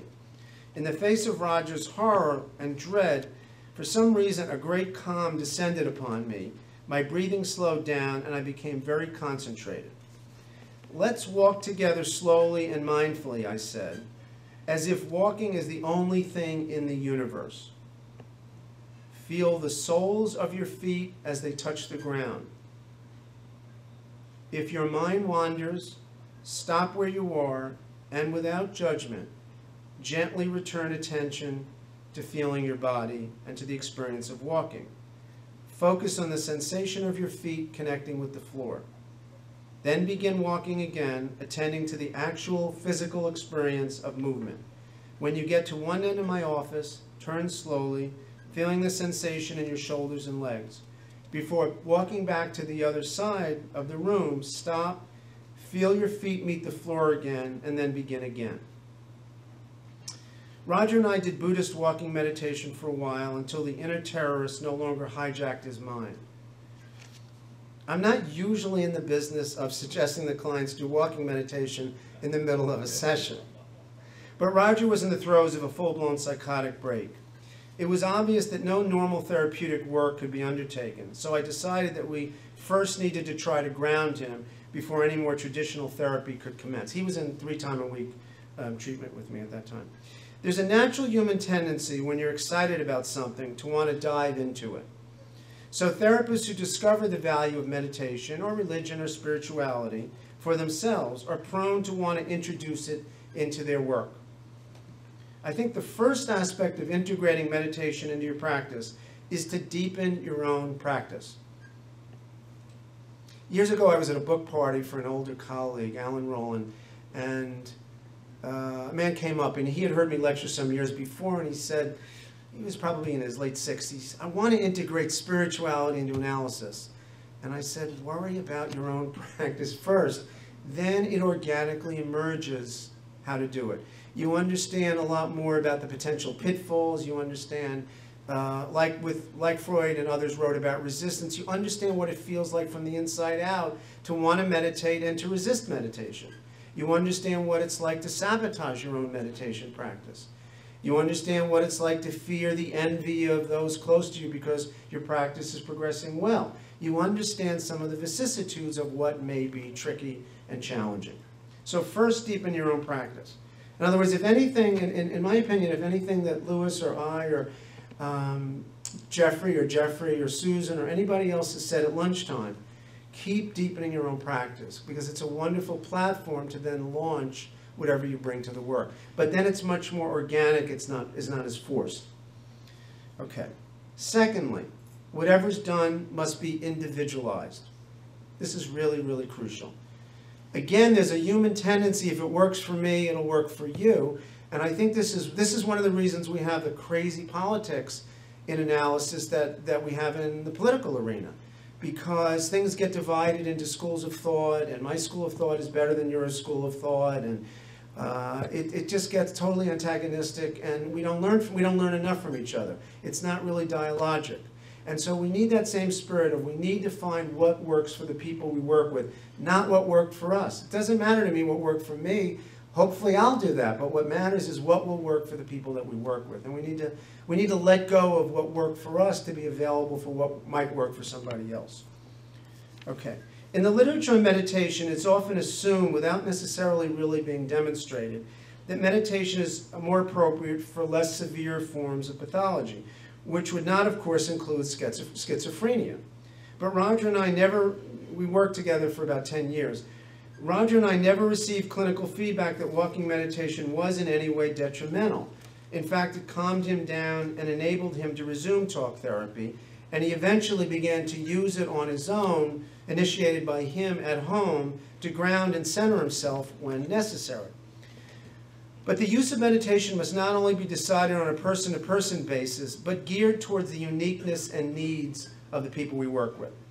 For me, there are 4 aspects of such individualization. I want to talk about that very briefly and then end. Speaking of how to integrate meditation in one's life, one of my meditation teachers, Shinzen Young, recommends being alert to 3 things, what he jokingly calls ION. I-O-N, interest, opportunity, necessity. I would add 1 to make it PION, playing the edge, challenging our limits. So in other words, one way of considering whether and how meditation might be used in treatment is to keep these 4 notions in mind. In other words, is there something that grabs the meditator's attention and she feels excited about exploring? Let's say we're working with someone who's alexithymic, and one of the issues in treatment is they're not feeling too much. We see this more and more with people with trauma, where there's dissociation and they're shut down to protect against being overwhelmed. And they might say, you know, meditating yesterday, for the first time, I felt sensation in my thigh. Or for the first time, I had a whiff of irritation with you. Or for the first time, I had a whiff of fear about what would happen when the treatment ended. So there's an interest there, and you can build on that interest. You can ride the wave of that interest. That might be something they want to make a real focus of their practice. So you might ask them to meditate on feeling at home. They go for an Indian meal, they go for a movie, whatever interpersonal situation, life situation they're in. How did they feel about the film? How did they feel about the food? How did they feel about the people they were with? Did their energy change? Were they more animated? Did they feel more constricted? To start to pay attention to that in a microscopic way. So that's the first part of ION, interest. The second is opportunity. That also is illustrated by what I said. Is there a special opportunity? Something comes up in the meditation and they want to go with it. And the third is necessity. We had a necessity in the treatment. I could have tried to do talk therapy, but I don't think it really would have worked. We had a necessity of something unbelievably intense happened for Roger, and we went with that. So interest, opportunity, necessity. This can also guide your own practice, by the way. And then the fourth, playing the edge. Where do you need to challenge yourself? Where are you limited? Often you'll see people pursuing meditation who are hiding out from interpersonal conundrums, interpersonal conflict. And such a person might not need to do a silent retreat. They might need to be in the rough and tumble of relationships. Then there might be someone else who has no introspective focus, and you might want them to sit at a weekend meditation retreat or do a longer retreat and really not have to talk to anyone, not socialize, really go inward. So can you play the edge? So interest, opportunity, necessity, and playing the edge. And finally, as good scientists, one must monitor the results. In other words, study the impact of whatever it is we do on the person, the state of the relationship, the state of their transference, and so forth. And what I think is crucial here is the integrity and the humility to admit and to assess and admit what works and let go if it doesn't work, even if it's worked for us, even if it's worked for everyone else we've ever worked with. It's what Bion would call a selected fact. Something new has come up, it doesn't work with a particular person, but it's crucial. The integration of psychoanalysis and meditation offers an untapped resource in dramatically deepening the quality of our lives and opening us to the deepest possibilities of the human spirit. Thank you. I feel very fortunate to be here today. First of all, I'm really interested in both these subjects personally. Jewish mysticism and Zen Buddhism are things I've read about, played around with, tried to think about in terms of clinical practice informally. And to hear these 2 wonderful presentations today was really a gift for me. And I can honestly say, Susan made the point that I've been at these conferences for many years, over 20 years, or just about 20 years. And it's true, and believe it or not, these conferences are getting better. And that's something to say in the psychoanalytic world today. They're getting better. Last year we did a really interesting one on Masood Khan and on Islam and Muslim culture, Britain, and all that went into that. It was fascinating. And then I didn't think this year could be as good, but it really was. So I'm really glad. I'm going to comment on Jeffrey Rubin's paper, and I'm also going to comment on what I think is the overall picture of what we're doing here today in terms of the historical trajectory here. I think we're doing something in a tradition of what William James started a long time ago, which is kind of the pragmatic use of what he called religion, but I think is really spirituality as well, in terms of transforming people, and which Winnicott picked up on, as was commented about, regarding how illusion, which isn't speaking to either the truth or the lack of truth of what is illusion, but if it's transformative value, and how certain things we've thought of as illusion can help us in our work with changing people. The thing of it is, I think the longer we do this work and the longer psychoanalysis develops, the less we have an idealization of psychoanalysis. Psychoanalysis is getting richer in some ways. It's gotten more profound. A lot's been added to it, but I don't think we quite idealize it in the way it was first idealized. And we're feeling like we could use all the help we can get these days, especially as we work with more disturbed clients, clients with different kinds of socioeconomic backgrounds than it was first originated with. We work with people of different cultures. We need all the help we could get, and spirituality is one of those places that we get help from. And that's a wonderful thing. And if whatever we call a higher power, and I don't know what you call it, I'm not even sure what I call it some of the time, but whatever that is, if that could help us in some way with the transformative power of our clients, I'm all for that. Now, let me say something too, very briefly, about what I think is similar between the Jewish mysticism and between Zen Chan Buddhism, because I think there's a similarity between these two things. First of all, as was pointed out, the rabbinical tradition and the mystical tradition, though they're sometimes seen as different, really are two sides of the same coin, or are intertwined. And in one you have law, and the other you have the more meta kind of thing, you know, the cosmos and the universe and freedom within a context of law. In the tradition of the East, what we're talking about, Zen Buddhism, comes out of China originally, then travels to Japan, Vietnam, many other places. That also is in relationship to something a lot like the rabbinical code, which is called the Confucianist code. And so you have from the Far East a very authoritative tradition, and then you have this more mystical tradition. You have Confucianism, then you have something called Taoism, which leads to Chan, which leads to Zen. One is more about freedom, the other is about law. In both traditions, both the Confucianist tradition, the Asian tradition, and in the Hebrew tradition, one was supposed to traditionally study the law a long, long time, or live under the law a long, long time before one got into these other traditions. So Confucianism was kind of a socialization for the young, and later when one got old, maybe about my age, one became more Taoist and more into the freedom tradition. And the same in the Hebraic tradition. One started out with the rabbinical code, and later when one was wise and fully repressed or whatever else came with that, a loyal follower of the law, one got into the Kabbalah. So you see there's a lot in common with these two traditions, which I just wanted to kind of point out. I'm going to speak to Jeffrey Rubin's paper and give you a little bit about my own background to do that. I don't consider myself a Buddhist, but I've played around with Buddhism over the years in a way that was valuable to me. As a young college student, I experienced something very similar with what I learned one of our other panelists, one of our speakers did, Aron, which is martial arts. Lewis was telling me he put himself through college as a martial arts teacher. When I was in college, it was just when David Carradine and Kung Fu came around. We all know what came of David Carradine, so I'm trying to follow a different path.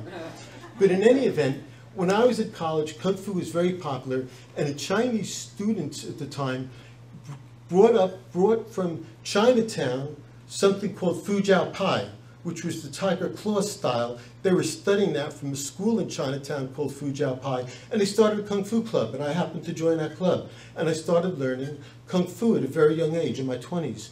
Along with that was some Buddhist philosophy, and gradually over the years, I started bringing in some Buddhist philosophy and taking in some Buddhist philosophy. After a while, I started learning some Tai Chi too. So I know something about Tai Chi, I know something about Kung Fu, and that, believe it or not, is relevant to psychotherapy, and I'm going to show how as I speak today. About 15 years ago, I was given a sabbatical, and I decided I wanted to really follow through and study these martial arts more. I walked through town, Chinatown, which is right nearby here, and I saw a flag. It said USA Shaolin Temple. Shaolin Temple is the birthplace of Kung Fu and Zen Buddhism, or Chan Buddhism. It originated there. So I said, this must be a joke. What else do I got to do? I'm sabbatical, I got a full year off, I'm tired of writing books, let me see what this is about. It's right above a brothel. I went above the brothel, I went into the Kung Fu place, and there, to my shock, I saw the best Kung Fu I ever saw in my life, with a genuine Shaolin monk. He had come over with the first Chinese group from Shaolin Temple to demonstrate, and he defected. And he had all the police officers from Chinatown learning under him. I told them my background in Kung Fu. He laughed at me. I told him I was a professor. He became more interested. Now I know it was because he wanted to attract NYU students. Then I thought it was because the deference the Chinese have for professors. And he took me aboard. And at the time, it was not a school of classes. It was a place you really just went, and he lived up there. And you were up there with him. And there's meditation talk. There was going through all the restaurants in Chinatown. There was Kung Fu. There was Qigong. And you just lived up there day and night. And that's basically what I did in my sabbatical. And I learned a lot about Chan Buddhism and thought about the connection between that and psychotherapy. And so as I read Dr. Rubin's paper, which I loved, I thought about that, and I'm going to give you some of my comments on it. First of all, Dr. Rubin starts with what is truly a Buddhist statement, which is not idealizing Buddhism so much. He tells you right off the bat, he tells us right off the bat, you could be a meditator, you could be a Buddhist, you could be pious, you could know the ways of the universe, yada, yada, yada, and you could be still one sick character, like anything else. So right away they say in Chan Buddhism, if you see the Buddha, kill the Buddha. It's a metaphor for don't idealize this in that kind of way. You know, see it realistically. Then he speaks about a dialectic between Buddhism, which I would say is true of mysticism, and psychoanalysis. They have something similar. Buddhism was thought to be a thing of the mind. Taoism was a thing of the body. Buddhism was about the mind, and it was about working with the mind, and we're going to talk about no mind in a little bit. And they each are incomplete, and they each add to each other, and I completely agree with that idea. I think that is very so. And that's the way I kind of approach this as well. And the practice of meditation now, I like the thing about meditation. What I was taught is you learn how to meditate by sitting. And you sit, and thoughts come and thoughts go, but it's a state of mind, or a state of no mind, if you will. And it could be a state of mind in anything you do. It could be a state of mind when you walk. It could be a state of mind when you talk. It could be a state of mind when you're lying down, when you're sitting up, when you're standing, when you're spinning around in circles. So you're getting how to get into that state of mind when you're doing the formal practice of like sitting meditation. And it's a state of mind that's useful in psychotherapy, Dr. Rubin says, and I completely agree with that. And in that state of mind, you are dealing with things that come up in psychopathology, even though it isn't designed for that. Like, it's mentioned in the paper, right? Rumination and projection. Rumination is about the past. Rumination is depression. You're paralyzed. You're psychically paralyzed. Your demons visit you. Projection is about the future, seeing the past through the future, seeing the future through the past, through the lens of the past, and therefore both are kinds of illusion. And meditation is trying to free yourself of that and seeing things for whatever they are. I don't know what the hell they are, but you try to see things for what they are. You try to see things clearly and vividly, and one of the ways you try to do that is by slowing down the mind. You try to slow down the mind. That beautiful discussion about Mr. Strange driving through very slowly in that makeshift thing, that's what Tai Chi is all about. You do Tai Chi and you move your body very slowly, and your mind moves very slowly, and you try to slow it down, which is supposed to give you a certain clarity. There's also something called Tai Chi push hands, where you learn how to feel one's energy. Chi, we call it. You have Chi out here, you have Chi in here, and you learn to play with Chi. You play with somebody's Chi, you play back with their Chi. And I'm going to talk about that because he does psychotherapy that way. I don't know if he knows it, but his psychotherapy is very Tai Chi in its style. And I'm going to say how in a little bit. I like the idea of a jazz improviser, and I'll tell you why. Dr. Rubin and Max see things very similarly, don't think differently, their unconsciouses are similar. Do you think it's that different, this statement, and I mean this as a compliment, do you think it's that different, this statement, psychiatrists are assholes versus psychotherapists or customs inspectors? Is that really that different? I mean, you know, they're both dealing with minutiae, you know what I mean? Yeah, figure this out, let's figure that out, let's look into this, let's look at, I mean, so his unconscious is attuned to this kid's unconscious right off the bat. He's a rebel in psychoanalysis. And so he's right into this kid when he hears the kid say it. He says that about a lot of his colleagues. I do too. Right? You know, we can be assholes. We know that. Part of this line of work, and it's a necessary part, is to be very anal. Isn't it? We said, how do you feel about that? Tell me more. We withhold, right? It's part of the trade. And so we are assholes in terms of being anally disposed. The boy sees that. This boy, I just dissociated to some of this stuff as I was reading it. This boy has suffered what Lacan calls the death of the law of the father. You know, his father dropped dead. And he's in there, this boy, and he's challenging authority. And Dr. Rubin correctly picks up that the boy is like, you're not going to be no authority over me, man. You're not going to be controlling me.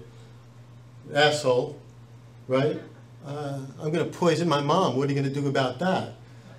Well, thank you, man. We psychoanalysts know all about that shit. Poisoning moms. Give me a break. You guys are a bunch of Kleinians, right? You know about poisoning moms and moms poisoning children? We could say thank you to something like that. It's a gift, isn't it? Thank you, man. You want to poison your mom. You're a good patient. And I don't think you're literally going to poison your mind. I have some trust in you. Just some Tai Chi there. He yielded. Right? Thank you was yielding. He didn't like stand up and go, I'm going to push you back, man. The kid's pushing him. He does push hands. He pushes right. You see what I mean? Thank you. Disarms the kid. It's also contact. It's gentle. And so, you know, my thoughts about martial arts kind of go into that as I'm thinking about that. He speaks of 3 stages of meditation. Hear this, because these are 3 things in life. I mean, this is operating with a different part of our brain, and we operate a lot. But we do operate in certain things like that. One is you execute an action thousands of times, man. You do it, you do it, you do it, you do it. The important point here, too, though, is sometimes when you're doing it, you're making an asshole out of yourself, excuse the expression. You do it, you blunder. Like, if you learn how to Kung Fu, try to learn it sometime. You'll look like a moron for a while. And with Tai Chi, you'll even look more like a moron. You have to kind of let yourself not know to know. After a while, you start being able to do it with some proficiency, and your ego starts getting in there. You know, hey, I could do this well. And you're conscious of yourself, and you start doing it more for how it looks to others than just how it looks for you, right? So that's what I would add to the second phase that Dr. Rubin talks about. Then the third phase, that starts to go away.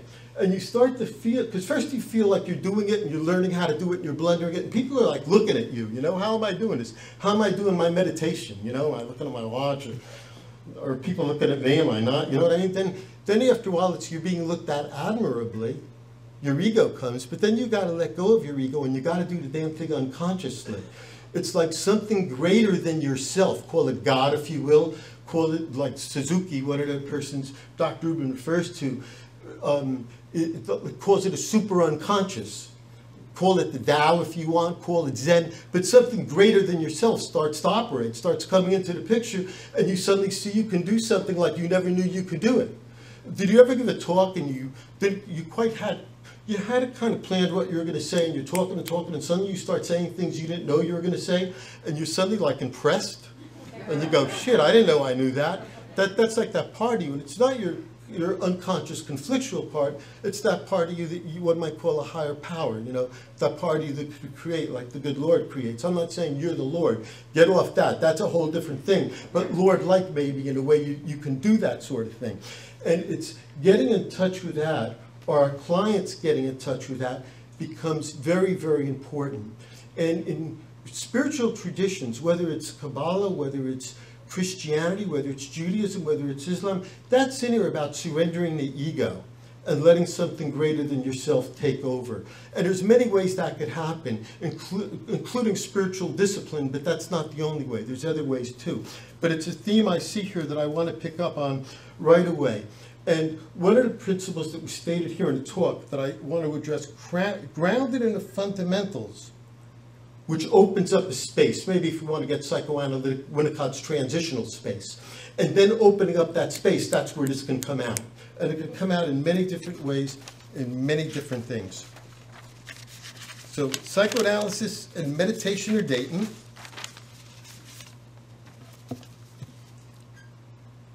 The practice of meditation, systematically paying attention without judgment, interference to what we experience moment to moment, enables us to watch the film in our mind in slower motion with pristine attention.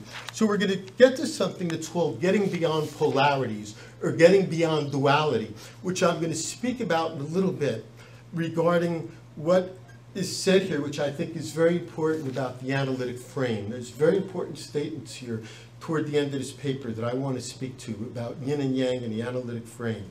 But, you know, we talk about listening in two channels at once, listening to two things at once, maybe listening to two opposing things at once. That's a very Zen thing, an important thing to be able to do, and to listen to the responses of interventions that way.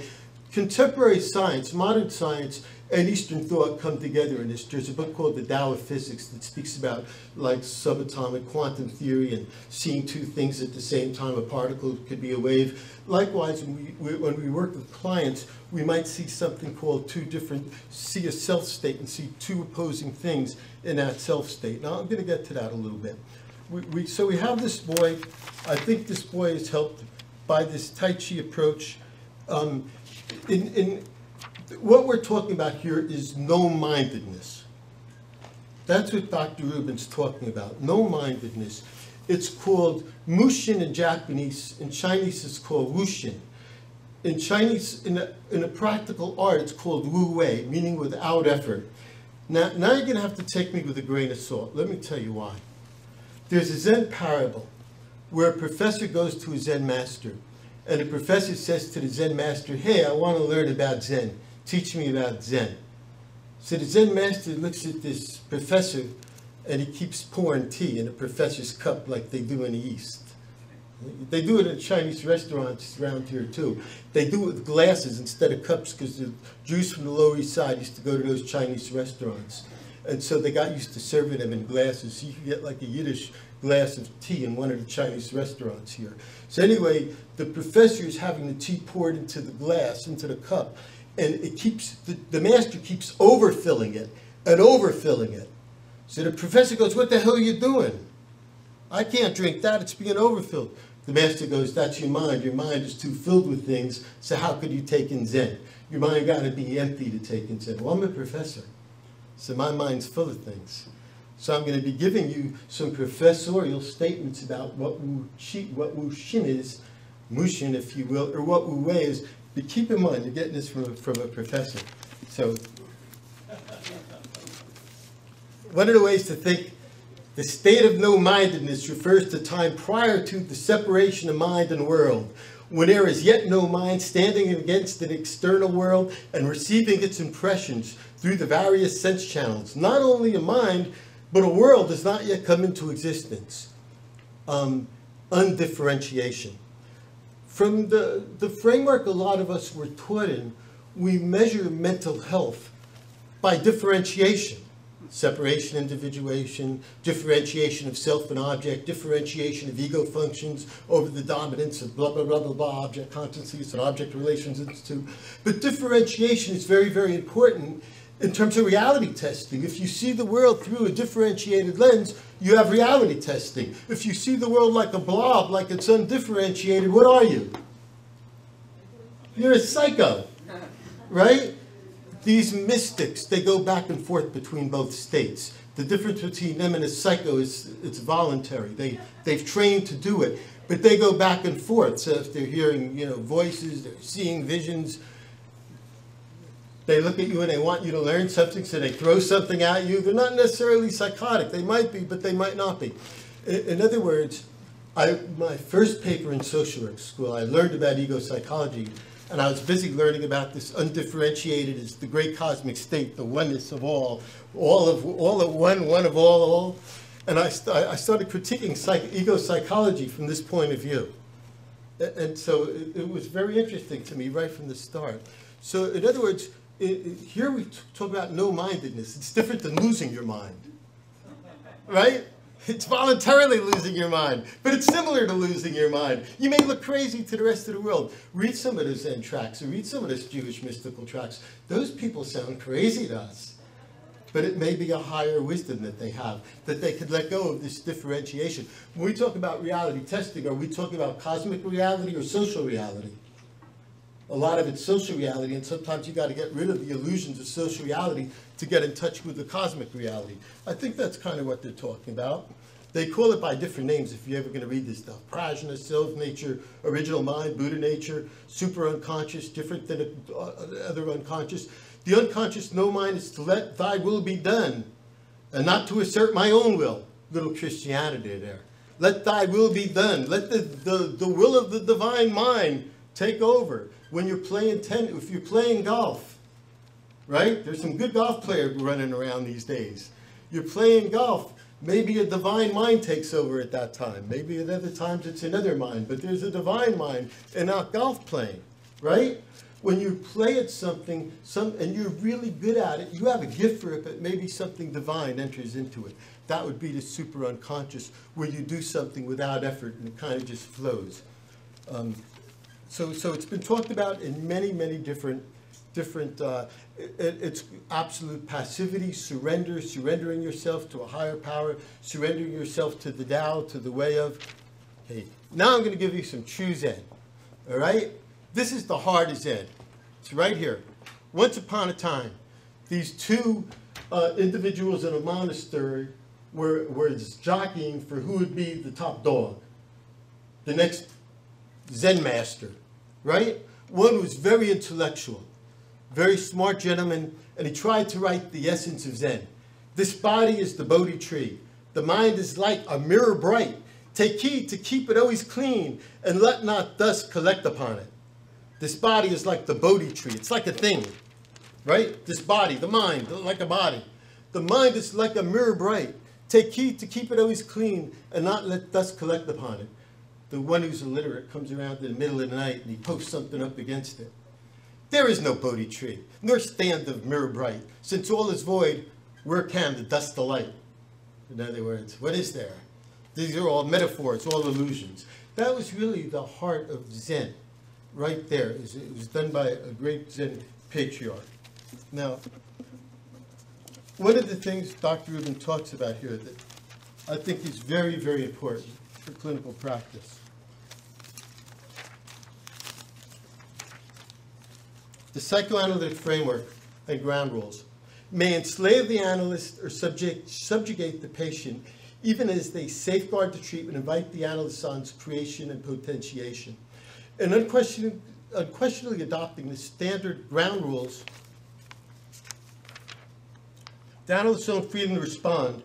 In other words, he's speaking here, I don't need to read his paper, he just read it. He's speaking here of the tension, the dialectical tension of when we as therapists follow the higher law, Freud, if you will, the frame, and when we're flexible with the frame.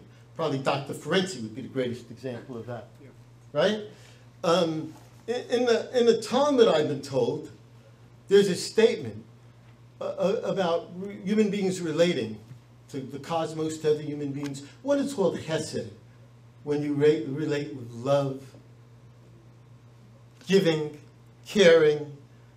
There's no me and you, there's us. Relational. You let your boundaries go for the care of the other. You sacrifice yourself for the other. Of course, the danger is here. You could end up sleeping with the other when you're not supposed to. The Talmud, it says you could end up sleeping with your sister.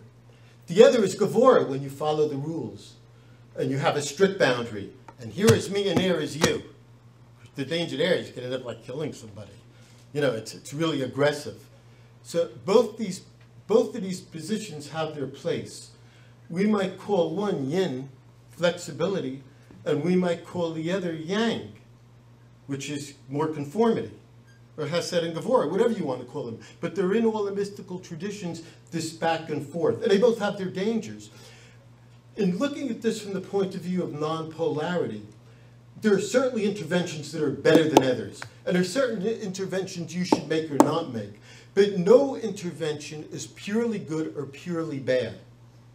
If we look at human beings, not as multiple personalities, but as having multiplicity of selves, multiplicity of egos, conscious, subconscious, unconscious, egoid, superego, central ego, libidinal ego, anti-libidinal ego, excited, whatever the hell you look at it from. When you make an intervention, it's hitting different parts of the mind differently. And one part of the mind it may be hitting good, another part it may be hitting not so good. Maybe today, though, it's necessary to hit this as good, and later you'll get the side of it that's not so good. Doesn't mean everything is permitted, like Ivan said in Brothers Karamazov. There is a higher power you got to listen to.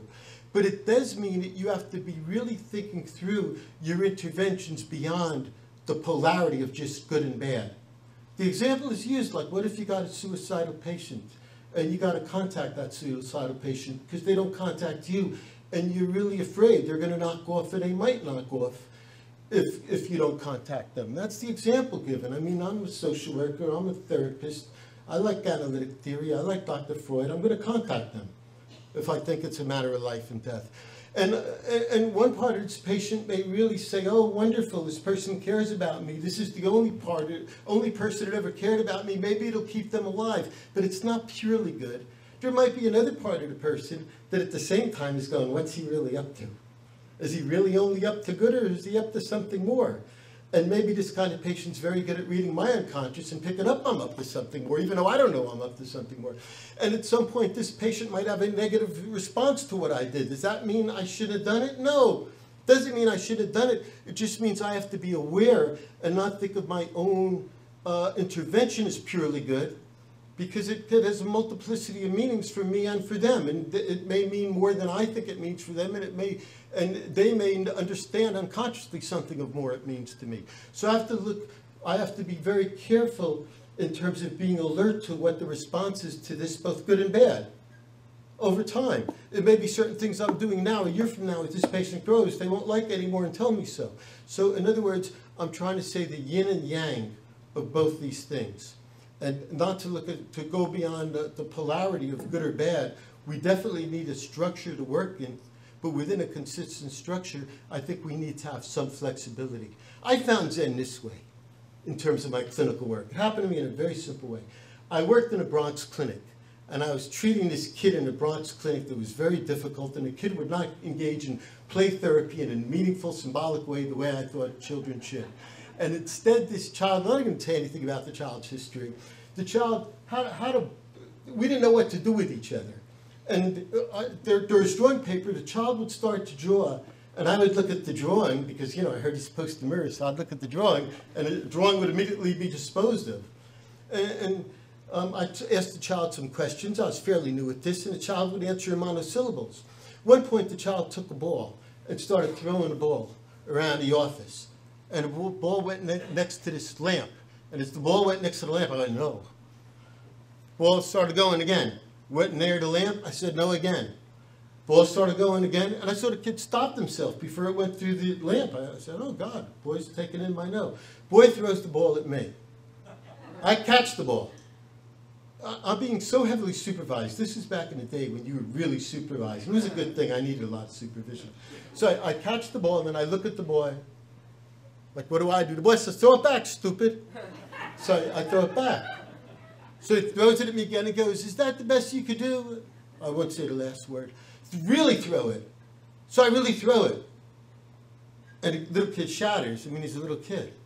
And then he goes, is that the best you could do? So now I throw it real soft, Tai Chi style. So he really calls me out then. And I keep throwing it real soft, Tai Chi style. I'm just improvising, jazz improvisation. I'm not planning any of this. Fortunately, the supervisor left my mind at this point because I was getting into the action. So I'm throwing it softly. He gets really bored of that, and he comes up with a game. I should throw the ball certain ways, catch it certain ways, and he's instructing me. And he keeps having me do these tricks that I keep failing at. And believe it or not, it starts irritating me that I'm failing. and I actually practice the trick before a session. And I come in and I do the trick successfully, and that game is over. No more having me do the trick. The next thing he does is play catch with me. It was something I always remembered. This is where I first found Zen in a clinical situation. We're playing catch, we're throwing the ball back and forth, and I'm bored to death. But I'm working in the clinic where the paperwork requirements are horrendous. The amount of clients I'm seeing is horrendous. So I'm using this time to like think of other things. You know, and suddenly the ball goes flying over my head. And he goes, "You ain't paying attention." So I go back to the game. And I try to get my head in the game. I start paying attention. Suddenly the thing goes flying over my head, or wherever it went. I was accused again of not paying attention. So at that point, I said, something's going on here. I looked back at the case record, because I was embarrassed to tell my supervisor. I looked back in the case record, and it says there, presenting complaint. Mother says about boy, he doesn't pay attention. Boy says about mother, she doesn't pay attention. Simple. We're reenacting mom and kid, and I'm the schizoid mom, not paying attention because I got better things to do. And he's the kid who was like, you know, Mom, you're not paying attention. So that's why I got into Zen. I got my mind on that ball. And we played that game, and I just focused on that ball. And I paid attention. I paid attention to the point where the kid said, "Get down and do push-ups." Like I was telling you, I used to do Kung Fu. So I got down into 2,000 push-ups, which was my daily activity. I did as many as I could, right? And then he had me try to do them with one hand. Didn't go so good. Then he picked up a pencil, and he said at the count of 10, he's going to break the pencil. 1, 2, 3, 4, 5. Here, not knowing what to do really helped. I didn't know what to do, so I kept my mouth shut. 6, 7. It was a good pen. 8. 8.5. 9. I'm going to break it. I'm going to break it. Then he just put it down, and time was up, he left. And then following that, he came in and he was like a kid in therapy. I don't know whatever happened to him, but he started showing more of his vulnerability and played more. You know, we reversed roles again. The point being is I found out something about Zen then, because it was like he put me in a vulnerable role, and he put himself in a strong role, and then we did that like Zen thing of just concentrating on a ball, and I got into whatever you call a meditative state. It wasn't thought to be or planned to be, but it was a good, positive therapeutic experience, I thought, in doing so. And so I started seeing some of the value of this. As I said, I don't have any form of therapy about that. It's just something that comes to my mind as I do it, and I very much appreciated the paper about it that's kind of thought it through in this kind of conceptual way, and I think it's a very valuable contribution, and I think we did some good things up here today, and I'm very happy to be here with all of you. I wonder if one can think of God as a transitional object who exists in that space between what we create through our own imagination and what's waiting out there to be discovered. Yes, definitely. Actually, Winnicott included so many things in culture that's part of that transitional space where the dialectic of fact and fantasy created the imagination and vision. And in that space, certainly spirituality would be a part of it, just as the creative process would be, I believe. But whether God could be considered as a transitional object in some way between what's created in our imagination. In other words, essentially, like Winnicott's not asking whether it's given from the outside or the inside. And I think Winnicott, you know, does say that explicitly or alludes to it in his paper. The only thing I would add to it is that what I mentioned earlier, I think when Steve Mitchell gave a good deal of attention in his work to this area, drawing specifically on Winnicott and then blending it toward the end of his life, blending it with Hans Lowell. And the idea there was, and it has to do with, I think, what both of the speakers in the afternoon were talking about also, but what Jeff Seinfeld was talking about duality, that Steve was trying to deconstruct the kind of sharp polarization that goes in so many polarities in psychoanalysis. But this was one, especially the polarity of fantasy and reality, or imagine what's real and what's not. And he was explicitly drawing on Winnicott's work in that. And Lowell, I think, had read Winnicott, although I don't think he cites him as much or explicitly, but clearly was an influence there too. Yes, and Winnicott basically mapped a new territory of being when he talked about potential space and transitional space. If you look really closely, he tended to emphasize creativity in it more than religion. And I would also radicalize it and say that I've never come upon psychoanalytic writings other than Lowell that get at this way that spirituality moves through us. It's in us, but it's outside of us. It's exactly, so spirituality too can be understood in terms of transitional space. The key thing clinically, I think, is really, let's say one's a devout believer. The key thing is, what do we do with a devout atheist? So however someone sees it, the key issue clinically is real. It's what Susan was illustrating in her clinical stuff. Yes. With these experiences, that it would be easy to have a knee-jerk, oh, we know that's not reality. But the key thing clinically is really entering into it in a full-bodied way, the experience for the other person, however they see God or atheist or anything, but not start with any a priori assumptions. In one of my illustrations, I was showing how the interpreting of transferences clears the way then for the person to perceive that you as the analyst can be open to it and can allow that potential space to be there. Often there are transference projections that foreclose it, so they do need to be interpreted, and that opens the way for the potential space and the sharing that can deeply take place, as it did with the patients I was speaking about in my paper. Yeah, we're not arbitrators of cosmic reality. So we don't know any more than our clients know from our professional education about what is cosmic reality, you know. We have ideas about what their ideas are about it, and we can play with possibilities. I think that's what Winnicott means by transitional space. But as was said by Lou Aron, there is like no demeaning here of the idea of fantasy as being, it's a book of great truth, though it's not literate.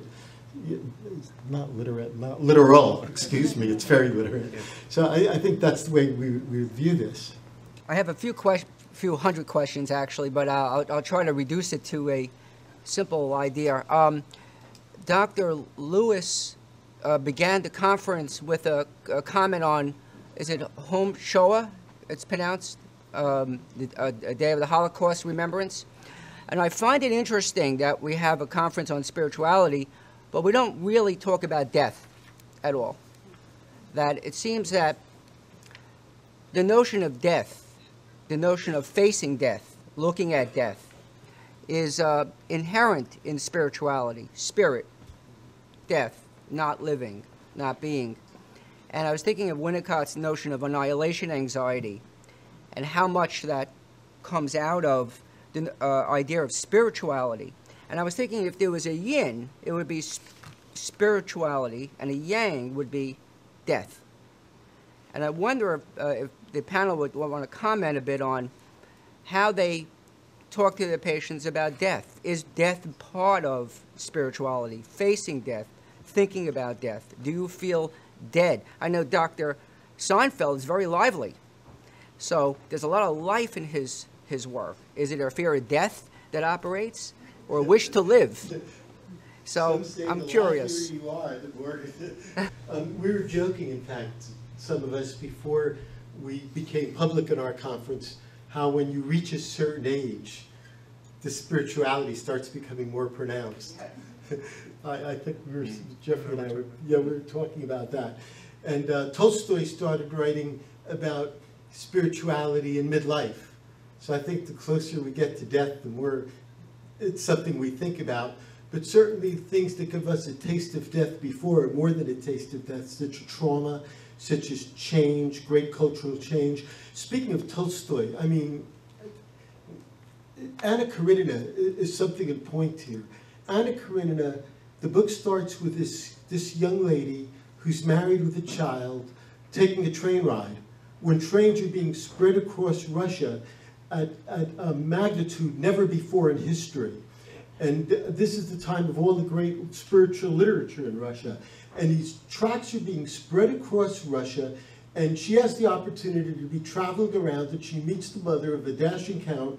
Shortly thereafter, she meets the dashing count at a ball. They fall for each other, and they really take a fall. And pretty soon her whole life comes asunder, and she ends up dying at the hands of a train. She throws herself in front of a train. And this is during the time when he's discovering his spirituality. And we see a vast, vast change going on in Russia, where all of the things people had believed in are being thrown into doubt, and it's becoming kind of an age of nihilism. And it's one of the characters, as you mentioned before, Jeffrey, and Brothers Karamazov point out, Brothers Karamazov, he goes, if God is dead, everything is permitted. And the belief in everything then is starting to be dead. People don't know what to believe, so faith is dead. Faith in everything everybody believed in. And so death is just in the air, and those great novels are all about death. So I hope that answers your question. One of the things that struck me participating in this kind of dialogue on and off for a bunch of years is how we never define what we mean by spirituality. So what I tried to do in a creative way at the beginning of the paper, in those imaginary universes I was talking about, was to allude to several different ways of thinking about it. Now I'll say it in a sort of right brain, direct way. As I've listened to patients, friends, colleagues over the past 5 or 10 years, it seems to me that there are at least 5 or 6 different definitions that we have of spirituality. I just want to lay them out because one of them I think especially speaks to what you're asking, Jack. One is an experience of union with the universe. That's Freud's oceanic experience, feeling one with something larger than ourselves, right? The second meaning that I've heard from patients and friends and colleagues and myself is cultivation of qualities and virtues, all wonder, tolerance, love, compassion, that tend to be neglected in Western secular culture. And you can see that's different. That's the cultivation of qualities, which is different than an experience in the moment. So spirituality of union, cultivation of qualities and virtues. The third that relates to Jack's question is it's living one's life based on a higher meaning and purpose than simply self-gratification. That would be Christopher Reeve writing in the interview in the New Yorker after he had his horrible accident, saying that he felt like his life had more meaning than the maybe more narcissistic world of just being an actor. When it was based on something larger, he felt more meaning. So part of that larger is what is the purpose that we have here. We're beings, as Heidegger would say, we're beings moving towards death from the first day. So how do we hold that? And what meaning do we want to create while we're here? The fourth meaning, I think, is the kind of spiritual self, and that's something like the Amish giving money and assistance to the man that killed their kids. The wife and the family of the man that killed their kids. That sort of living life based from a different place, the spiritual self. And the fifth definition is it's the path that people take to have any of these or any other experiences that I'm not mentioning. Prayer, confession, meditation, etc., etc. But when you think of meaning and purpose, I think death is essential to that. So I think, like anything else, we have to be open both to people talking about it and not being shy about getting into it, and also if they're not talking about it, but somehow it's emotionally really there, us to give words to it in the session. I like very much the idea of defining spirituality, because I think we use a lot of these words like everybody knows exactly what we mean. We don't. Or there are a number of alternative meanings. So for example, I had a run of addictive patients who all somehow left, what is the name of that organization where most addicts go? The 12 Steps thing. They were in the 12 Steps program. They were in the 12 Steps. they somehow came to me, I'm not sure why or how, but I had a group of 5 people who had been addicted for 5 years or more to heroin, and they were all what I would call God-obsessed, but they couldn't buy the higher power of the program they were in. So I thought, well, let's find out what they mean by spirituality, or what's God, and so forth. Bottom line, I found that all 5 defined spirituality, which I inferred, in terms of 5 basic feelings, or qualities, I guess: hope, faith, love, trust, and persistence. I traced it all back to 1-year-old consciousness, which of course is pre-verbal. But relative to working with them, I focused mainly on affect tolerance and developed a way of working that I guess sort of plugged in those 5, depending upon what was more important to each one. In 1 year, they all started to grow spontaneously a cohesive self, and they did remarkably well. Now, I think from that vantage point, I think one of the issues of spirituality has to do with at what level of structuralization is the particular person. You can't have cosmic connection unless you first have a self. So that I think, from my vantage point, the working with this is really quite complex and very interesting, but we have to really define more who we're talking about and what is it, not just the meaning of it, the relationship between spirituality and structure. Love that. I think that's exactly right. I just would add one footnote. Drawing on what Lewis said this morning, I think it's important that we don't follow our lifelong analytic conditioning and reduce, in other words, go backward. Literally, analytic means breaking into component parts, like science, psychoanalysis. So we be careful about thinking hope, resilience is another word I'd add, is only from earlier, because that takes out Lewis's point of the transformation, what I called emergent. Sometimes they're new manifestations. Jung, I think, was better about this. He looked at Jung's unconscious was really different than Freud's. It wasn't only the seething cauldron. He also felt there were creative, emergent potentials, and I think we need to be alert to that too. I do not agree all with what you just said, and I will refer you to a recently published book. I happen to have one here called The Demystification of Meaningful Coincidences, The Evolving Self, the Personal Unconscious, and the Creative Process. And I think Freud, honestly, has not been well represented today. Freud was quoted in a letter to Harrington saying if he had it to do over, he would have probably dedicated his life to being a parapsychologist. I'll read it and then we can dialogue. I find that interesting. Thanks. I think this is a marvelous example of our accessing sort of the global archive of cultural artifacts. You know, the moderator suggested that, you know, they're having a similar conference at Harvard. I don't think that's an accident. I don't think it's just the zeitgeist in some Hegelian sense. I think that for the first time, we've gotten access to all of world culture.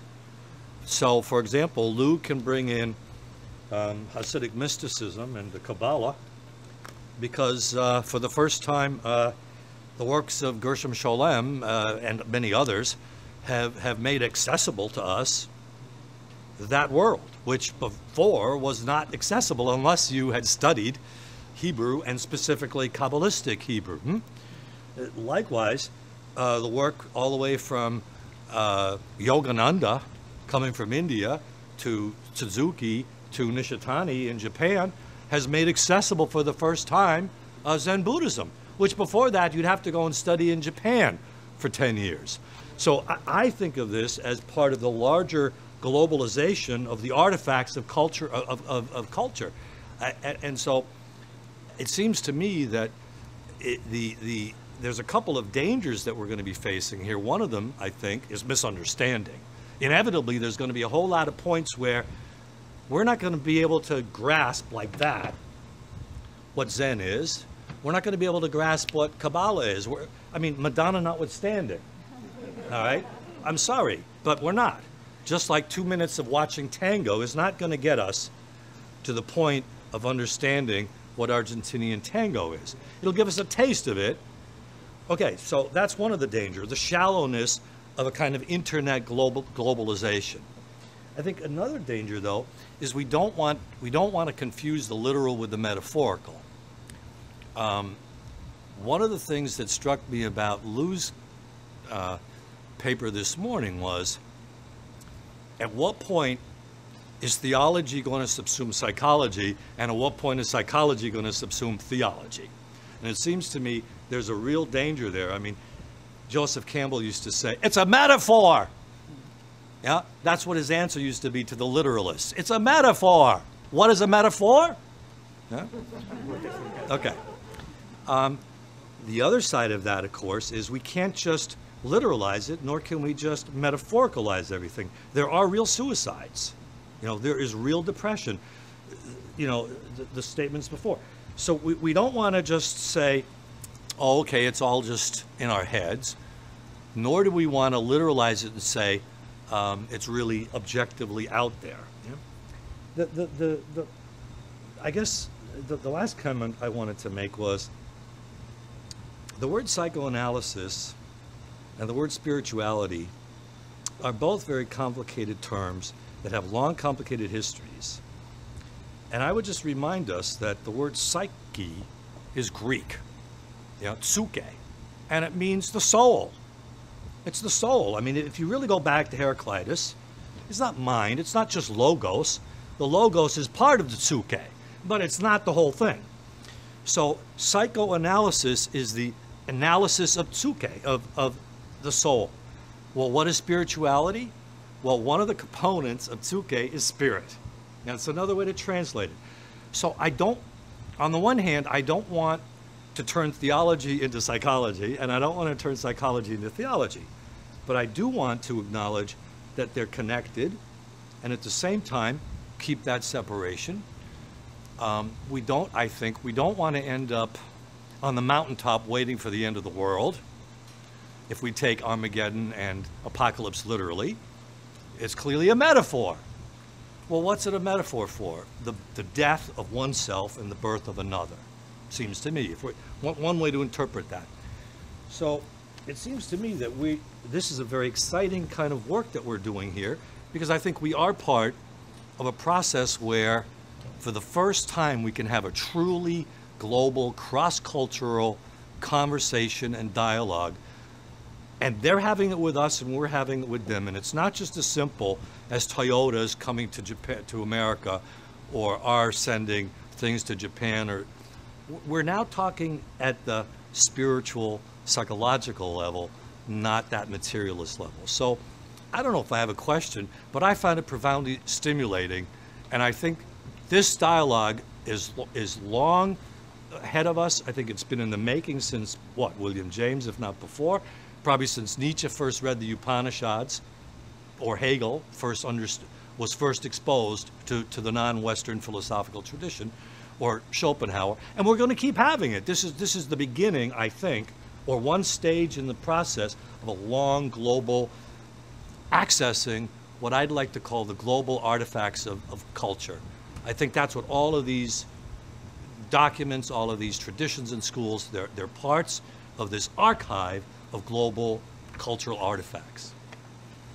One difference now, because you correctly pointed out some of the real dangers now, the internet, the globalization and the shallowness, but there's another trend going in the opposite direction I want to highlight.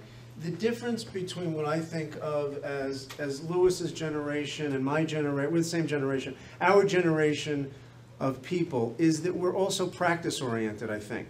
And if you look, I've studied this history, not in terms of Judaism as well, but I have in terms of psychoanalysis and Buddhism. I have this whole history in psychotherapy and Buddhism where I sort of microscopically look at the whole history of the interaction. And one difference is that I'm friends with Karen Horney's daughter, Marianne Eckhart Horney, who's in her, Marianne Horney Eckhart, who's in her 90s. And she was in treatment with Freud. And I don't think Fromm practiced that much. I think he did some Tai Chi. I think we know that Stephen Mitchell has written about this. He sat at night and reflected for a while in his garden and, you know, kind of free associated. It may have been meditational. But there's a generation now of people that have practiced for a while. And so they're kind of scholars, practitioners. And there's hope. I guess what I'm saying is there's hope for me in that. That the practice is different. Karen Horney, I don't think practiced, but she went to Zen at the end. My fantasy is she saw a way to flesh out her reflections on the real self that she hadn't actually fully experienced herself. But she found it pointed to in Zen and in monasteries. But we are practicing now. And there are people who have been practicing for some decades. And that opens up something really new. So that's one sign of hope I just wanted to suggest to you. The second thing is, I talk about this in a new book. This paper I gave today is from a new book, The Sound of Two Hands Clapping, The Marriage of Psychoanalysis and Zen. And one of the things I talk about is we need a new kind of dialogue where it's like an intimate relationship, where there's a respect for both autonomy and interdependence, where you're not losing each other in the fusion or the merger, and you're also not shy about touching each other, that both happen simultaneously. Lou was pointing to this in his talk, I think, and he was also pointing to it in his remarks this afternoon, and Jeffrey was pointing to it, and Stephen Mitchell has written about it in his chapter on Lowald, and I'm trying to write about this. But there's another way of thinking about it. I call it dialogical, where you can respect the individuality, the coming together, without losing the self, but yet it's intimate. And I think that can happen right now, too. And I think that's also a source of hope. In all our discussions, we did not touch on the word belief. And it comes from, I mean, we can take belief, pardon?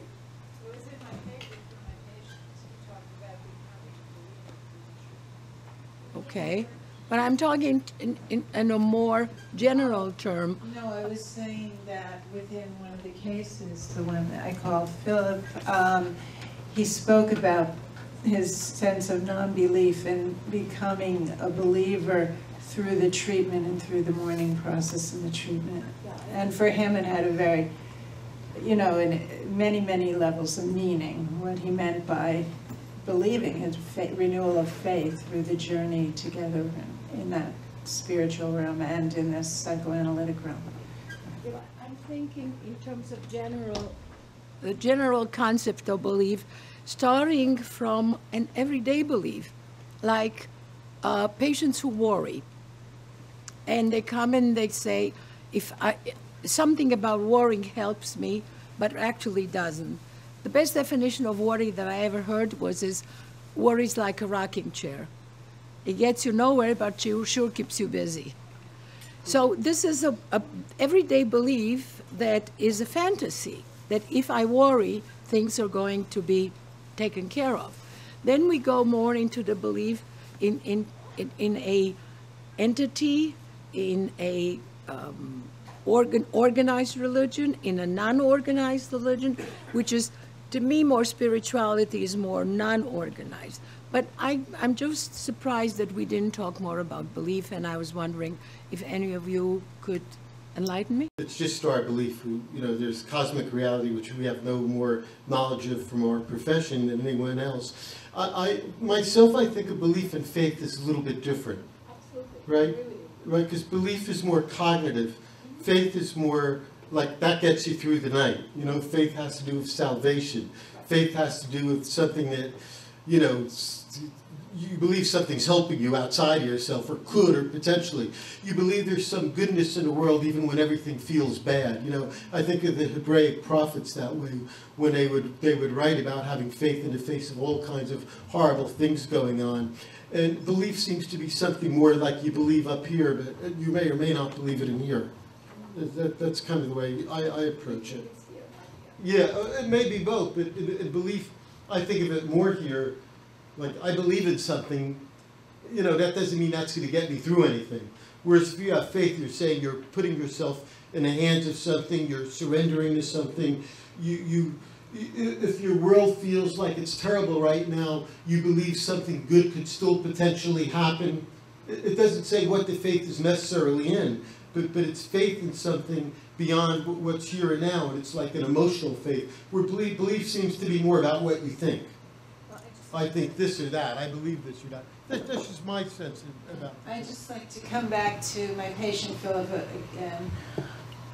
When he used the word belief, it definitely had the idea of surrender. It was definitely related to having gone through a very heart and soul experience in the mourning process and in his own spiritual practices that went far beyond the cognitive. It was only after going through that journey of the feeling level that he adopted the word belief. So, you know, I think, as we said before, we could use words many different ways by many different people. But I think when he used that word, it had a certain resonance from all those levels of faith and heart and the deep level of affects and facing the rage and the terror and all those and the psychic fantasies of his inner world.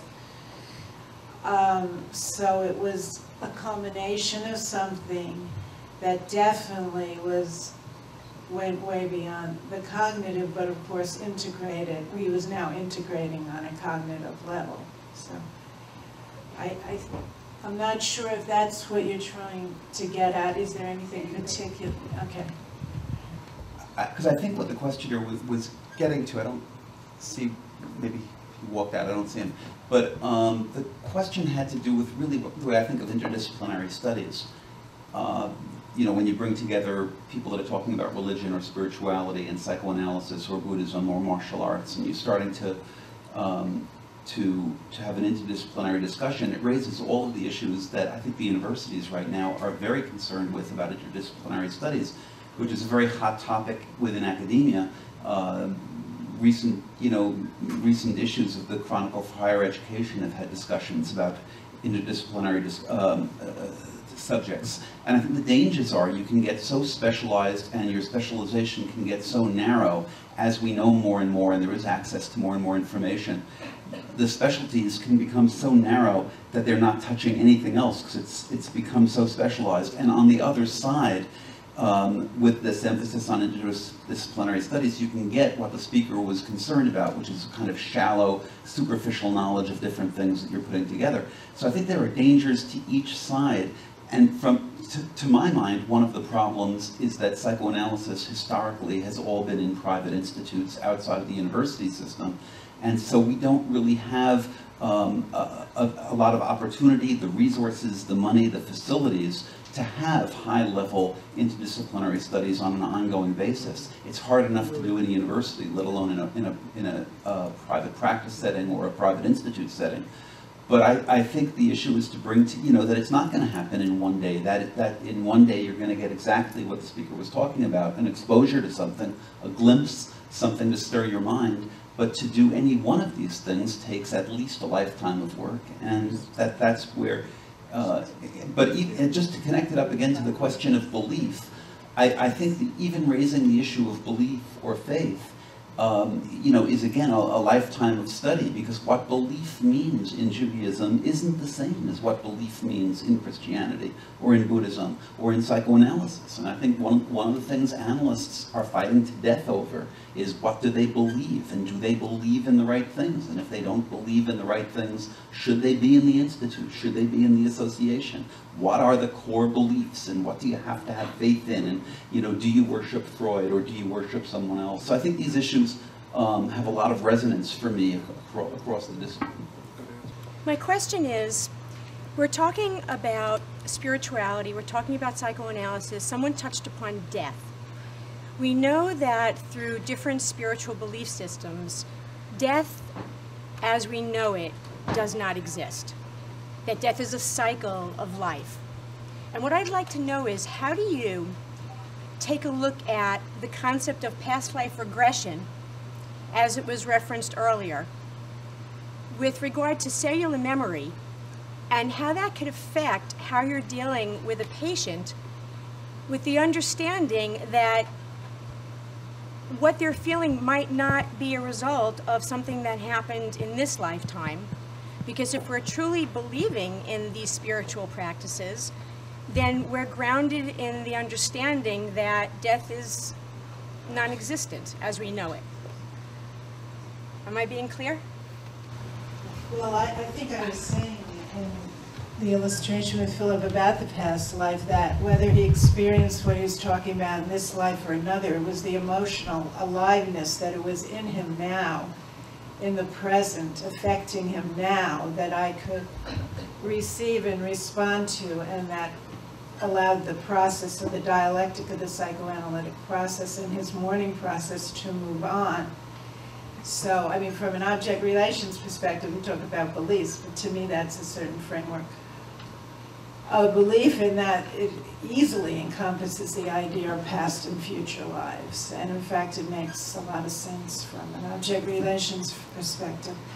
But that it's something that, you know, that we have an inner world that develops and progresses whether or not we may have a body or not. That there's an inner world and psyche related to spirit.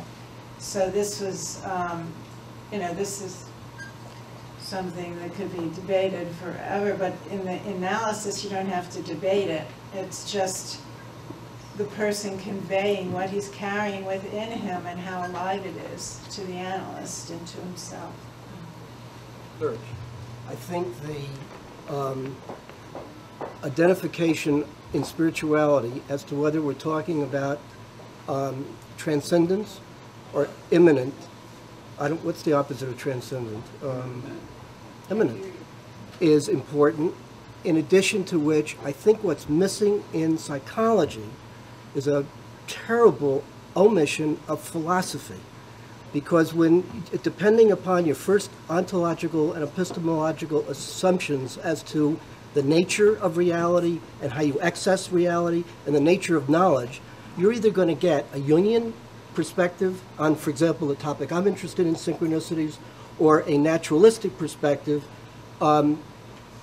relative to those first things. And I think it's very important that analysts have some appreciation for where they're coming from, because you can't work effectively with a patient unless you specify exactly what those first assumptions are, because you will clearly be biased. Nothing wrong with bias, but you ought to know what your bias is.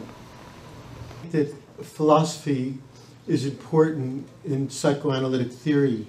I think at one time it was very neglected. I don't think that's quite so true anymore. If you think of some of the individuals that are fairly well known in this area, Fairbairn from the British Object Relations School was a professor of philosophy at Edinburgh. He had studied Hegel, a kind of traditional Hegel. Lacan studied kind of a left-wing Hegel. Many people here have studied intersubjectivity. Aron has studied intersubjectivity with Buber. You know, I think there is a pretty strong philosophical perspective these days. We did one, right, Robinson, on philosophy?